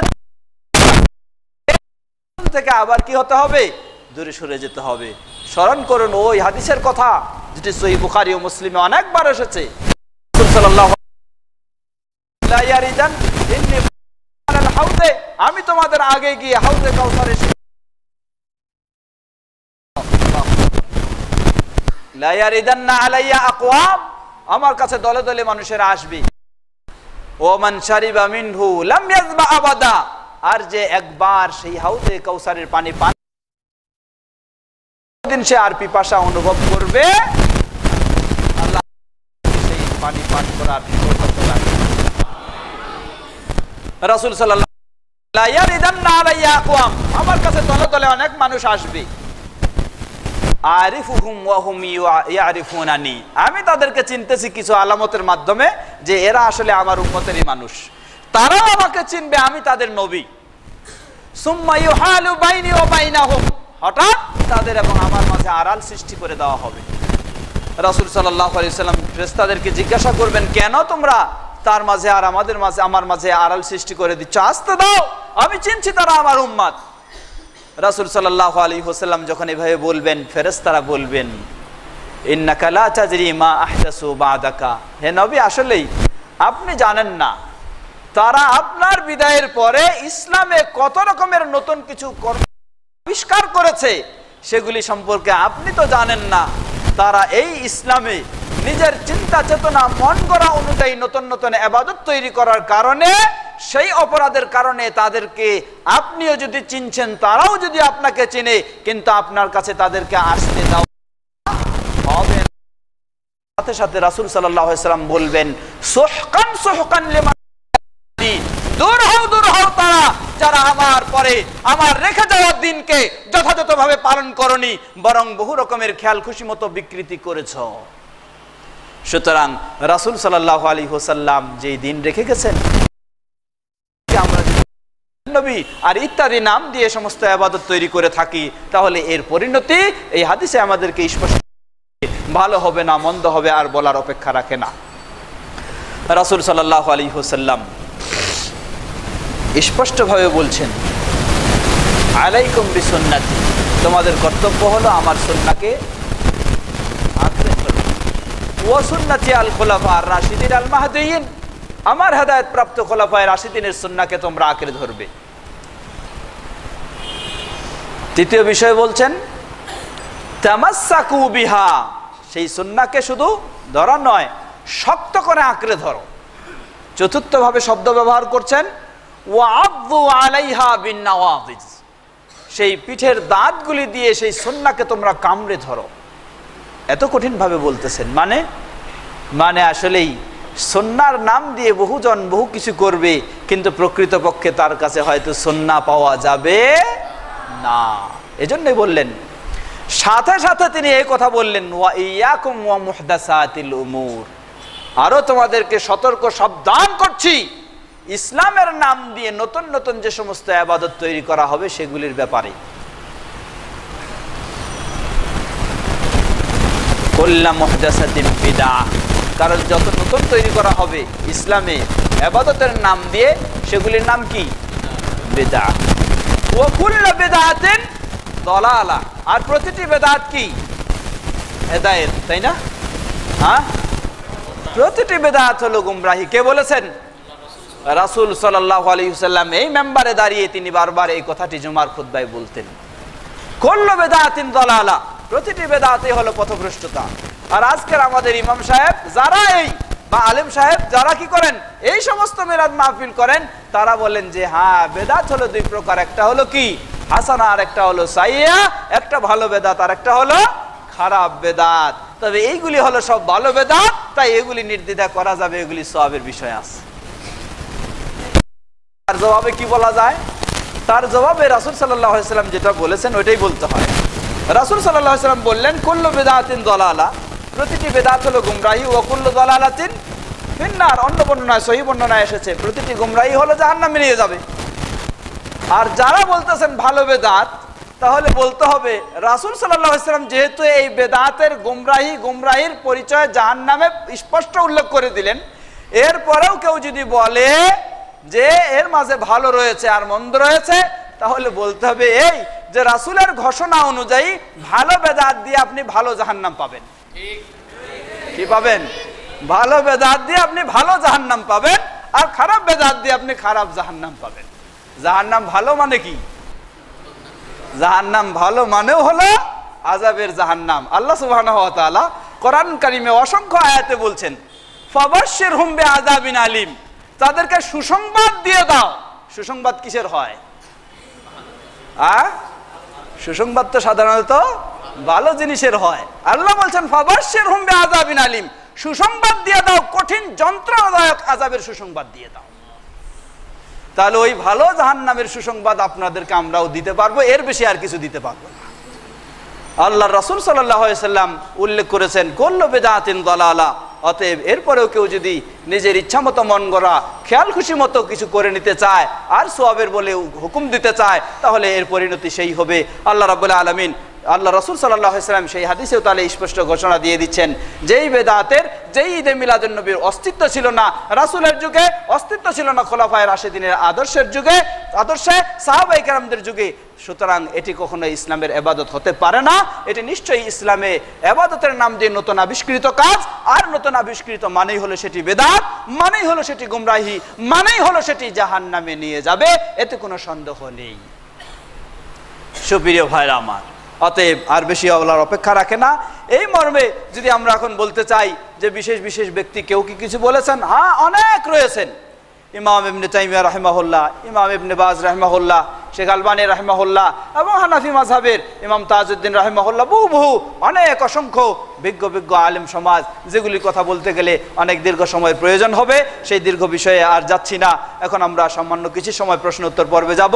তাহলে সর্বশেষ সিদ্ধান্তে আমরা যেটা উপসংহারে পৌঁছলাম, প্রথম হলো এই মিলাদ মাহফিলে ঈদে মিলাদুন নবীর উৎপত্তি হচ্ছে হিজরি ৪র্থ শতাব্দীর শেষের দিকে। দ্বিতীয় হলো, অর্থাৎ এর কোরআনে হাদিসে রাসূলের যুগে, সাহাবীদের যুগে, তাবেঈনদের যুগে, প্রসিদ্ধ ইমামদের যুগে এর কোনো অস্তিত্ব ছিল না। দ্বিতীয় হলো এর উৎপত্তি হয়েছে শিয়াদের মাঝে। শিয়ারাই সর্বপ্রথম এই কাজ করেছে, খ্রিস্টানদেরকে অনুসরণ করে, খ্রিস্টানরা করেছে ইউনানদেরকে অনুসরণ করে। সুতরাং এটি কখনো ইসলামের ইবাদত নয়। বিষয় হলো এই ইবাদত করতে গিয়ে, এই ঈদে মিলাদুন নবী পালন করতে গিয়ে বিশ্বাস লিপ্ত হয়ে যায়, আল্লাহ সাল্লামের ব্যাপারে চরম সীমা লঙ্ঘন, এগুলির কারণে ঈমান বাতিল হয়ে যাওয়াটাই স্বাভাবিক বিষয়। চতুর্থ বিষয় হলো, সুতরাং এমন একটি বিষয় সমর্থন করতে পারে না, এটি কখনো ইসলামের ইবাদত হতে পারে না। সুতরাং কোন মুসলিমের এটি করা জায়েজ, সম্পূর্ণ হারাম, এবং কোন মুসলিমের এতে অংশগ্রহণ করাও হারাম, এবং এতে কোনোভাবে সহযোগিতা দেওয়াও হারাম। বরং একজন মুসলিমের জন্য ওয়াজিব, একজন মুসলিমের জন্য ফরজ সেটা থেকে বিরত থাকা ও সেটা থেকে মানুষকে বিরত রাখার জন্য আপ্রাণ চেষ্টা করা। আল্লাহ সুবহানাহু ওয়া তাআলা আমাদেরকে সেই তৌফিক দান করুন। আমরা যেন প্রকৃতভাবে রাসূল সাল্লাল্লাহু আলাইহি সাল্লাম এর সুন্নাহকে ভালোভাবে জেনে মেনে চলতে পারি এবং সুন্নাহ বিরোধী সেই বিদআত থেকে নিজেদেরকে বেঁচে রাখতে পারি, বিরত রাখতে পারি, অন্যকেও বিরত রাখতে পারি। আল্লাহ আমাদের সকলকে সে তৌফিক দান করুন। সম্মানিত ভাইরা আমার, আপনাদের মাঝে একটু বিষয়ে জানাচ্ছি। মূলত মিলাদুন নবী এর পরিচয়, উৎপত্তি, ক্রমবিকাশ, কোরআন ও হাদিসের আলোকে ফয়সালা, এই মর্মে আমার একটি ছোট্ট পুস্তিকাও রয়েছে, যেটি মূলত দুঃখিত হলো এটা শেষ হয়ে গেছে। সামান্য বোধে 10-15 কপি বাইরে পাওয়া যাবে, সংগ্রহ করে নেওয়ার চেষ্টা করবেন। আর নতুন সামনে প্রকাশ হবে, তারপরে ইনশাআল্লাহ পাওয়া যাবে। দ্বিতীয় বিষয় হলো, গত কয়েকদিন আগে আমরা এখানে আরেকটি প্রোগ্রাম করেছিলাম সুন্নাতে রাসূল সাল্লাল্লাহু আলাইহি সাল্লাম ও 4 ইমামের অবস্থান, এবং সেখানে আমরা ঘোষণা দিয়েছিলাম আজকেও যেমন এভাবে এটি রেকর্ডিং হচ্ছে এবং এটি সিডি আকারেও বের হবে এবং কয়েক ওয়েবসাইটেও সেটা ছাড়া হবে। তো গত দিনের গুলি সিডি বের হয়ে 6টি জুমার খুতবা এবং ওই সুন্নাতে রাসূল সাল্লাল্লাহু আলাইহি সাল্লাম ও 4 ইমামের আলোচনা, এই 7টি বিষয় নিয়ে একটি সিডি বের হয়েছে, সেটি বাইরে পাওয়া যাবে। সেটি শুধু খরচ হিসাবে যেটা হয় সেটা আপনাদেরকে দিতে হবে, 40 টাকা করে দিয়ে আপনারা সেই সিডি সংগ্রহ করবেন। আর এই বিষয়টা নিয়ে আমরা চেষ্টা করতেছি আরও গুরুত্বপূর্ণভাবে সেগুলিকে ভালোভাবে বের করার জন্য। আর বিশেষ করে আমাদের যে ভাইয়েরা অনেক ব্যস্ততার মধ্য দিয়ে তারা আসেন, এটাকে রেকর্ড করেন এবং বিভিন্নভাবে এটাকে প্রচার করার সুযোগ চেষ্টা করেন, আল্লাহ রাব্বুল আলামিন তাদের, আমরা যাদের আয়োজনে মাদ্রাসাতুল হাদিসের আয়োজনে এই সুন্দর আজকের এই অনুষ্ঠান, মাদ্রাসাতুল হাদিসের কর্তৃপক্ষ সংশ্লিষ্ট সকলকে আল্লাহ রাব্বুল আলামিন জাযায়ে খায়ের দান করুন এবং মাদ্রাসাতুল হাদিস এর মাধ্যমে যেন আরও কোরআন ও সহিহ সুন্নাহর সঠিক প্রচার প্রসার আমরা আরও বেশি করতে পারি। আল্লাহ আমাদের সকলকে সে তৌফিক দান করুন। যারা উপস্থিত হয়েছেন, অনেক ধৈর্য সহকারে দীর্ঘক্ষণ সময় আলোচনা শুনলেন, বসে থাকলেন, আল্লাহ রাব্বুল আলামিন সকলকে জাযায়ে খায়ের দান করুন এবং সকলে যেন আমরা সঠিকভাবে কোরআন সহিহ সুন্নাহর আলোকে ইসলাম জেনে মেনে চলতে পারি। আল্লাহ আমাদের সকলকে সে তৌফিক দান করুন। আমাদের মাঝে উপস্থিত অনুপস্থিত অনেকেই অসুস্থ রয়েছেন, আল্লাহ রাব্বুল আলামিন সকল অসুস্থ ব্যক্তিদেরকে পরিপূর্ণভাবে সুস্থতা দান করুন। এখন আমরা প্রশ্ন উত্তর পর্বে যাব। অনেকগুলি প্রশ্ন এসেছে, আমরা এত দীর্ঘ সময় হয়তো প্রশ্নের জবাব দিতে পারবো না, একটু গুরুত্বপূর্ণ যেগুলি আপনি একটু বাছাই করে দেন। আমরা অল্প কয়েক সময়, মনে হয় আজান হবে আমাদের 5 মিনিট কম 8টায়, আমরা 10 মিনিট হয়তো প্রশ্ন উত্তর শুনব। জরুরি যেগুলি প্রশ্ন করেছেন, পবিত্র ঈদে মিলাদুন নবী উপলক্ষে কি কোনো রোজা রাখার দলিল আছে? জবাব, যেই জিনিসটারই কোনো ভিত্তি নেই, অতএব এর রোজা রাখারও কোনো সুযোগ নেই। তবে যেহেতু আমরা হাদিস বলেছি, সহিহ মুসলিমের হাদিস, সেই হাদিসটি আমরা ঈদে মিলাদুন নবী উপলক্ষে কেউ রোজা রাখবো না, রাসূল সাল্লামের জন্মবার্ষিকী উপলক্ষেও নয়, জন্মদিবস উপলক্ষেও নয়, বরং আমরা রোজা রাখবো অন্য যে হাদিসে রাসূল সাল্লাম বলেছেন, তা হলো আদম সন্তানের আমলগুলি আল্লাহ সুবহানাহু ওয়া তাআলার কাছে উপস্থাপন করা হয় সপ্তাহের প্রতি সোমবার ও বৃহস্পতিবার, আর ওই দিনটিতে রোজা রাখা হলো খুব এই দিক থেকে খুব ভালো, তাই আমরা সোমবার ও বৃহস্পতিবার সেই দৃষ্টিকোণ থেকে রোজা রাখবো, কোনো জন্মবার্ষিকী বা জন্মদিবস বা ইত্যাদি উপলক্ষে নয়। একটি করে প্রশ্ন শুনবো, 2টি করে নয় আছে। নবী কিছু কিছু মুসলমান পালন করে কেন পালন করে সেগুলি নিয়ে আমরা আলোচনা করলাম। শয়তানের ওয়াসওয়াসা পেয়ে খ্রিস্টানদের অনুসরণ করে তারা পালন করে। প্রশ্ন করেছেন, রাসূল সাল্লাল্লাহু আলাইহি সাল্লাম এর সঠিক জন্ম কত তারিখে হয়েছিল এবং তার পক্ষ থেকে আকিকা করা হয়েছিল না হয়নি? জবাব, রাসূল সাল্লাল্লাহু আলাইহি সাল্লাম এর সঠিক জন্ম কত তারিখে হয়েছিল আমরা বলেছি, এ মর্মে মতভেদ রয়েছে, কোনো নির্দিষ্ট একটি তারিখ নয়।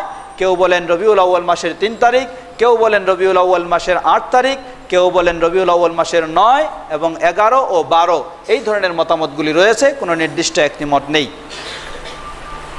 আকিকা, তার পক্ষ থেকে আকিকা করা হয়েছিল না হয়নি? জবাব, একটি হাদিসে পাওয়া যায় যে রাসূল সাল্লাল্লাহু আলাইহি সাল্লামের আকিকার বিষয়ে বলা হয়েছে যে আক্কান নবী সাল্লাল্লাহু আলাইহি সাল্লাম বা'দা মা বুইসা, নবী সাল্লাল্লাহু আলাইহি সাল্লাম নবুয়তের পর তিনি তার আকিকা করেছেন। এই মর্মে হাদিসটি মূলত কোনো বর্ণনার আলোকে সেটি সহি নয়, তবে বিভিন্ন বর্ণনার আলোকে সেটিকে শেখ আলবানী রাহিমাহুল্লাহ তিনি সহি বলেছেন, তাই বোঝা যায় যে তিনি তার পরবর্তীতে আকিকা নিজেই করেছেন। আল্লাহু আ'লাম। প্রশ্ন করেছেন, হালাল রুজি বা সৎ কর্মস্থানের আমল কি? ব্যাংকে চাকরি বৈধ কি না? জবাব দিয়ে ধন্য করবেন। জবাব, হালাল রুজি বা সৎ কর্মস্থানের আমল কি? রুজির মালিক হলেন একমাত্র আল্লাহ সুবহানাহু ওয়া তাআলা। আল্লাহ রাব্বুল আলামিন তিনি যদি রুজির ব্যবস্থা করে দেন তাহলেই সহজে রুজির ব্যবস্থা হবে।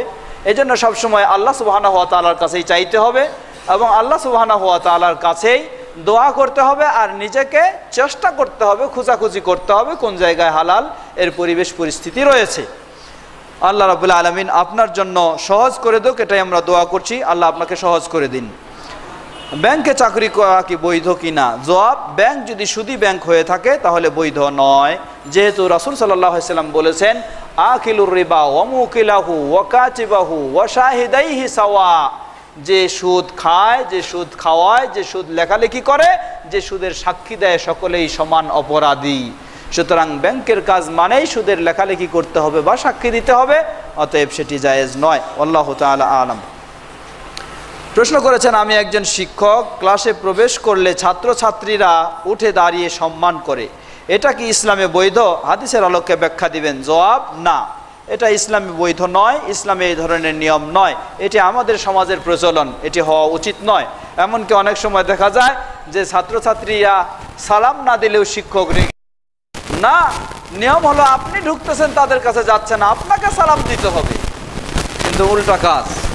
তো এই দাঁড়ানোর নিয়মটি কখনো সঠিক নয়। প্রশ্ন করেছেন যে ইমামের মেয়ে শার্ট প্যান্ট পরে সেই ইমামের পিছনে নামাজ পড়া জায়েজ আছে কি? জবাব, কোনো ইমামকে যদি আপনি এই ধরনের পেয়ে থাকেন তাহলে সেই ইমামের মেয়ে প্রাপ্তবয়স্ক হওয়ার পরেও যদি এই ধরনের পোশাক পরে থাকে মূলত উচিত নয়, কারণ একজন পুরুষের পোশাক পুরুষই পরবে, মেয়েদের পোশাক মেয়েদেরাই পরবে, এটি কখনো ঠিক নয়, কঠিন নিষিদ্ধ। অতএব কোনো ইমামের জন্য জায়েজ নয় তার মেয়েকে ছেলের পোশাক পরার অনুমতি দিবে, এটি কোনো ইমামের জন্য জায়েজ নয়, কোনো ইমামের জন্য জায়েজ নয়।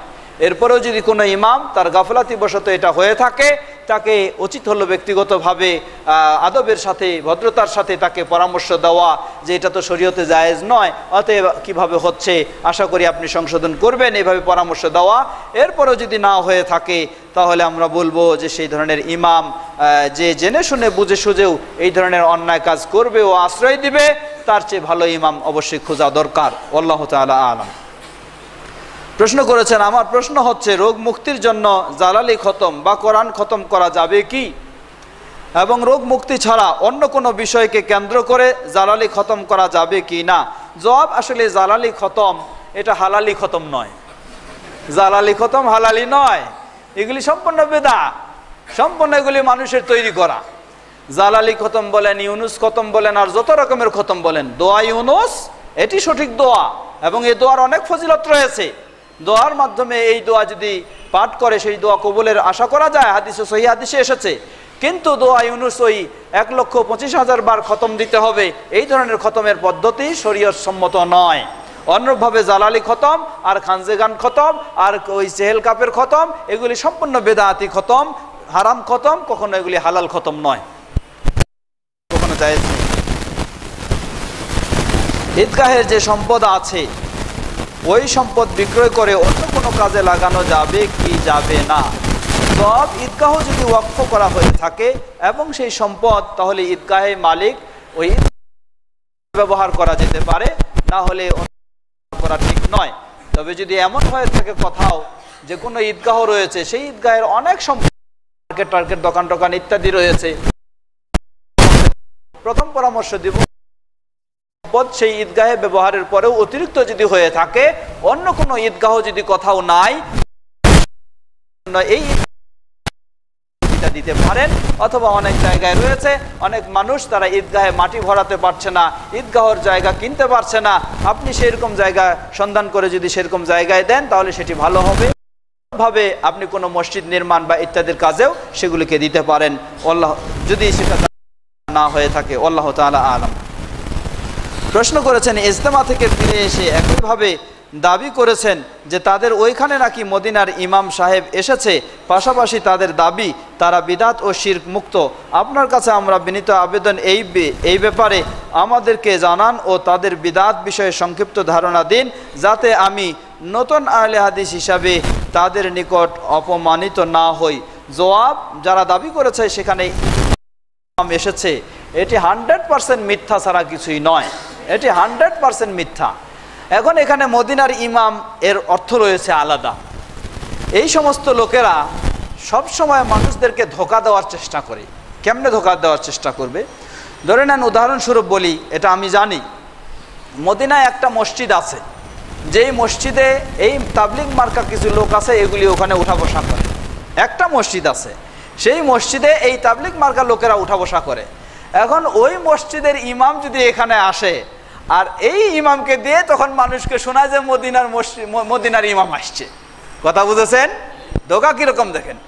মদিনায় একটা তাবলিগের মসজিদ আছে এক কোণা এক গলিতে, সেই ওই কোণার মসজিদের ইমাম তিনি যদি এই তাবলিগ জামাতে আসেন, তিনি তো আসবেন যেহেতু ওদের ইমাম।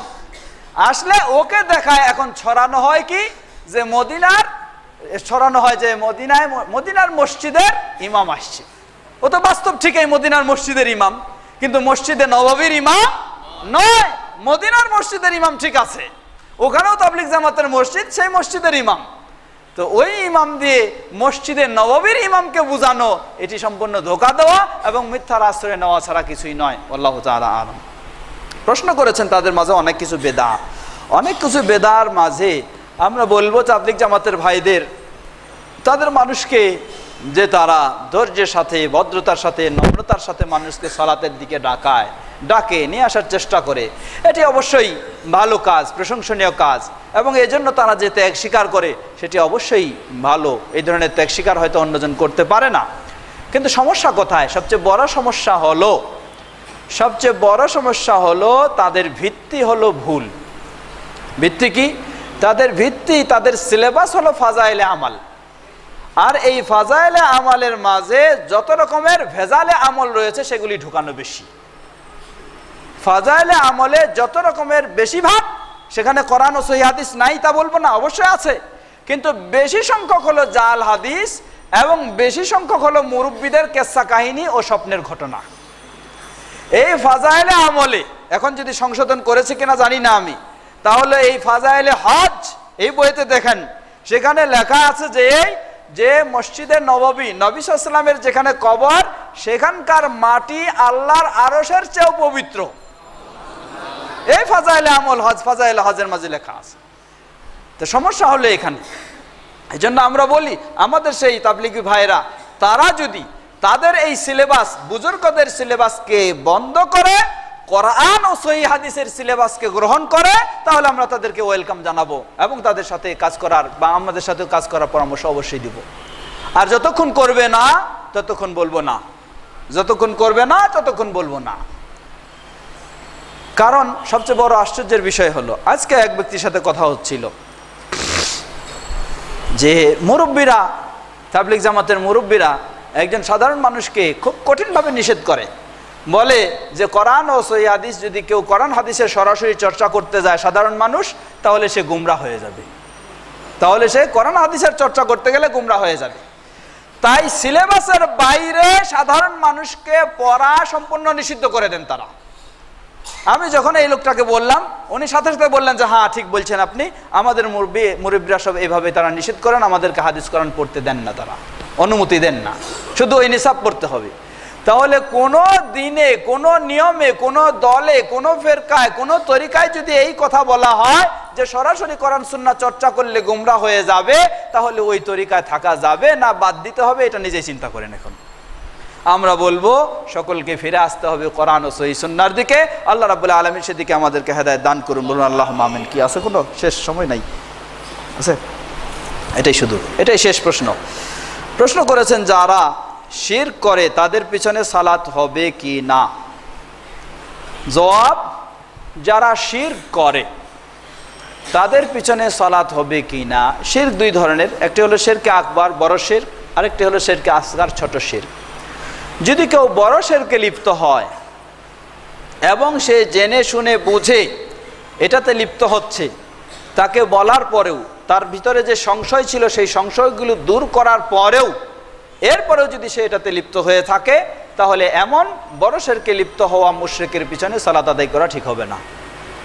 কারণ কোরআন সুন্নাহর আলোকে তাকে জানানো, বোঝানো, স্পষ্ট করে দেওয়ার পরেও যদি সে সেটাতে অটল থাকে, তাহলে আসলে তার ঈমান ঠিক থাকে না, অতএব তার পিছনে সালাত আদায় করা জায়েজ হবে না। আর যদি কোনো ব্যক্তি এরকম শিরকে লিপ্ত হয়েছে কিন্তু তার মাঝে কিছু সংশয় রয়েছে যার কারণে সেগুলিতে লিপ্ত হয়েছে, সে এটাকে শিরক মনে করে না, এই অবস্থায় যদি হয়ে থাকে তাহলে তার চেয়ে ভালো ইমাম না পাওয়া গেলে তার পিছনে সালাত আদায় করা জায়েজ হবে। আল্লাহু তাআলা আ'লাম। আমরা আজকে আর দীর্ঘ করছি না, আপনারা অনেকক্ষণ ধৈর্য ধারণ করলেন। আল্লাহ রাব্বুল আলামিন সবাইকে জাযায়ে খায়ের দান করুন। আমরা যা সংক্ষিপ্ত সময়ে শুনলাম সেগুলি যেন আমরা ভালোভাবে বুঝে উপলব্ধি করে মেনে চলতে পারি, আল্লাহ আমাদের সকলকে সে তৌফিক দান করুন। আমরা যদি এই ধরনের গুরুত্বপূর্ণ বিষয়গুলিকে সামনে রেখে মাসে একটা বা দুটা করে প্রোগ্রাম করতে পারি তাহলে আপনারা কি ভালো মনে করেন? হ্যাঁ, তাহলে ইনশাআল্লাহ আমরা চেষ্টা করব, সামনে আবার হয়তো আমাদের প্রোগ্রাম হলে সেটা ঘোষণা দেব। আল্লাহ রাব্বুল আলামিন সবাইকে ভালোভাবে যা শুনলাম সেগুলি যেন ভালো কথাগুলি বুঝে মেনে চলতে পারি, আল্লাহ আমাদের সকলকে সে তৌফিক দান করুন। সুবহানাকা আল্লাহুম্মা ওয়া বিহামদিকা আশহাদু আল্লা ইলাহা ইল্লা আনতা ওয়া আস্তাগফিরুকা ওয়া আতুবু ইলাইক। ওয়াসসালামু আলাইকুম ওয়া রাহমাতুল্লাহি ওয়া বারাকাতুহু।